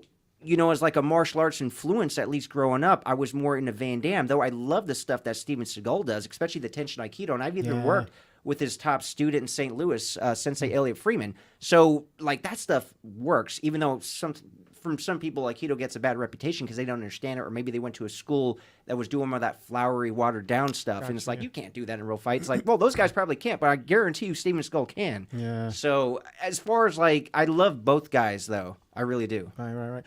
Michael Jai Wright. I have a history with Michael Jai Wright. I didn't know that. Look, Okay. I like the guy. Okay, I've I- always respected him as a martial artist Okay. and fitness guy because that's what I am, a martial artist and a fitness guy. Okay. I like some of his movies. I don't like all of them, and I've been honest about that. Now, I'm not just a yes man, say, oh, Michael, all your movies are great and you're so amazing. I'll just say, no, I think Welcome to Sudden Death sucked. I told him that in an interview, actually. But I ran into him recently at Alan Goldberg's Mega Action Weekend. That was late January. And he didn't want to talk to me at first, but then I kind of explained, and it just really had a heart-to-heart, looked him in the eye, explained everything, my perspective. Because I had people on the channel before who badmouthed him, but I had people talk good about him too. Because on my channel, I try to get all sides, right? And everyone is going to tell the story a little bit different and have their own opinions. But I have people just say what they want, Yeah, I got you. But so he didn't really appreciate it before, but then he kind of, I think, understood better, and we shook hands, and I think we're cool. Here's what I would like to happen, though, man, and this kind of ties back to Mike Perry, by the way, man, which I think would be the ultimate fight. So hold on. All right, there you go. this is gonna get cool, man. This is my idea, and I'm gonna try to manifest this into reality. So I don't think it's I think it's destiny. So Dave Feldman is Damon's brother. Dave Feldman runs the BKFC. Mike Perry was an above-average UFC fighter, durable, tough, fun to watch, but just above average. I don't even think he was a top 10 guy. He is dominating in the BKFC, though. He's beaten all the ex-UFC champions who transitioned to BKFC, so he's doing great. Right. And what I propose, and look, right now, Mike Perry knows who I am, by the way. Okay. He does. He is aware of me. He ain't going to take me serious yet because I haven't done a real fight. I do movie fights. I've done taekwondo tournaments in the past, but nobody counts that. They don't count point fighting. So I propose a bare-knuckle kickboxing match. What? Okay. Yeah, because people want to see my kicks, because, again, I said Van Damme was a big influence, and people know I kick like Van Damme. There's similarities there. I think Van Damme is the best, and I would never put myself above him, but I wouldn't put anyone else above him either. Right. Because I respect the guy. That's like if you're playing basketball, you're not. Nobody should be saying they're better than Michael Jordan. Well, for one, they're probably not, and for two, if somebody else should say that if they think that, but nobody should say that themselves because those people achieve such a high level. Bruce Lee, Van Damme, Michael Jordan. It's like you don't say you're better than them. Right. You just don't, even if you think you are. If other people think you are, then fine, let them say it. But the reason I bring up Mike Perry and Michael Jai White, they had a big beef back in the day, and I think they were going to fight. Michael Jai White never took the fight. A lot of the martial art movie stars you never seen do a real fight. You never seen Bruce Lee do a real fight, Jean-Claude Van Damme, Steven Skull, Michael Jai White. I think they would all do great, but you never know because we never seen it. So that's also something that I'm doing and how I'm marketing myself is the martial art movie star is going to do a real fight. And Interesting. I'm not going to discount the opponent on March 9th, Will Stronghold. The guy's fit. I mean, he's a fitness model. He looks good. He moves good. He's a martial artist. He's done boxing for a while. But I'm going to knock him out. I'm going to knock him out. I'm making that prediction right now. So, and then Mike Perry, he'll pay more attention because it's all about momentum. Then the movies come out. Like I said, last Kumite comes out after that. Then Bloodstorm. Then it's like, okay, this guy's kind of interesting. Like he just knock this dude out. We'll see. Right. I'm just making the prediction here. Okay. And then he's looking really good in the movies, and he's kind of building his name up. And I would like to train with Michael Jai White because he has that beef with Mike Perry. And I do think he has something really good to teach. Yeah. So we'll see what happens with all this. Wow, amazing. Yeah, I can see you have a channel. I can see why you have a channel. Amazing, my brother. I'm a huge fan of Michael Jai Wright. I think when it comes to, especially people in the African American community, we don't necessarily have certain stars within different genres of action, right? He's one of them, right? That we can kind of look and see ourselves in, and I think that's what made me a huge fan of his. It was a lot of conversation based around him playing Spawn right? Should he be the next Spawn? And I think he would have been an excellent Spawn. You know, shout out to Wesley though. But yeah, so kudos to you. I'm excited. Oh, you must be talking about Blade because he. I mean, was Blade, Spawn. yes, He Blade, was Blade. Spawn. I'm sorry, Yeah. Blade. Thanks for Wesley's- correcting me. yeah, I okay. meant Blade. That's what I meant. But and it was a lot of talk around him being the next Blade. You know, and I don't know what happened with that, but I think he said something he didn't want to do it or something like that. I can't remember, but. I think when it comes to him, he's probably the closest to a Bruce Lee that we will get, right? Or something along the line. Because when you think Bruce Lee, he's in that you're talking about Michael Jackson of martial arts. Oh, sure. You know, and it was cool to see other artists like the gentleman who played Ip Man, IP Man. You know, I'm a huge fan of his. You know, and just the arts period when it comes to the martial arts. I mean, it's just a wonderful thing, and it's good to see that you have that background and you're expounding that, and you're showing you're testing your grit. You know, and I'm glad to see that, and I'm anticipating seeing it. Is there anything else you would like to tell everyone before you sign off and let everyone know how they can get in contact with you and all of that good old stuff? Yeah, make sure to check out the Viking Samurai YouTube channel. You can check me out on Instagram and TikTok, Real Viking Samurai, and make sure to watch the fight March 9th, Atlantic City at the Showboat. There you go. Well, there you have it, ladies and gentlemen. I don't want you to go anywhere when we come back. You still want to do? You ready? She's like, you tired? We'll do it for the next time. All right, we'll do it for the next. Yeah. All right. I wore them out today. We had a dynamic show. I'm super excited about that. This is Charles Gregory. We Talk Weekly after the talk with WPPMLP Philadelphia 106.5 FM. We Talk Weeklies after the talk with your boy Charles Gregory and beautiful. Lauren Sizzle. And the beautiful. Classy Lady Sparkle. And this is We Talk Weekly with my guy David. We got Damon. We have a house full of people who are here today. It was a dynamic show. Super excited. And this is We Talk Weekly, y'all. Don't go nowhere. We'll be back next week. We Talk Weekly, y'all. Give everyone to tell a friend, and make sure you follow We Talk Weekly. Follow, subscribe, and all that good old stuff. And I'm out. Peace. Hurry up.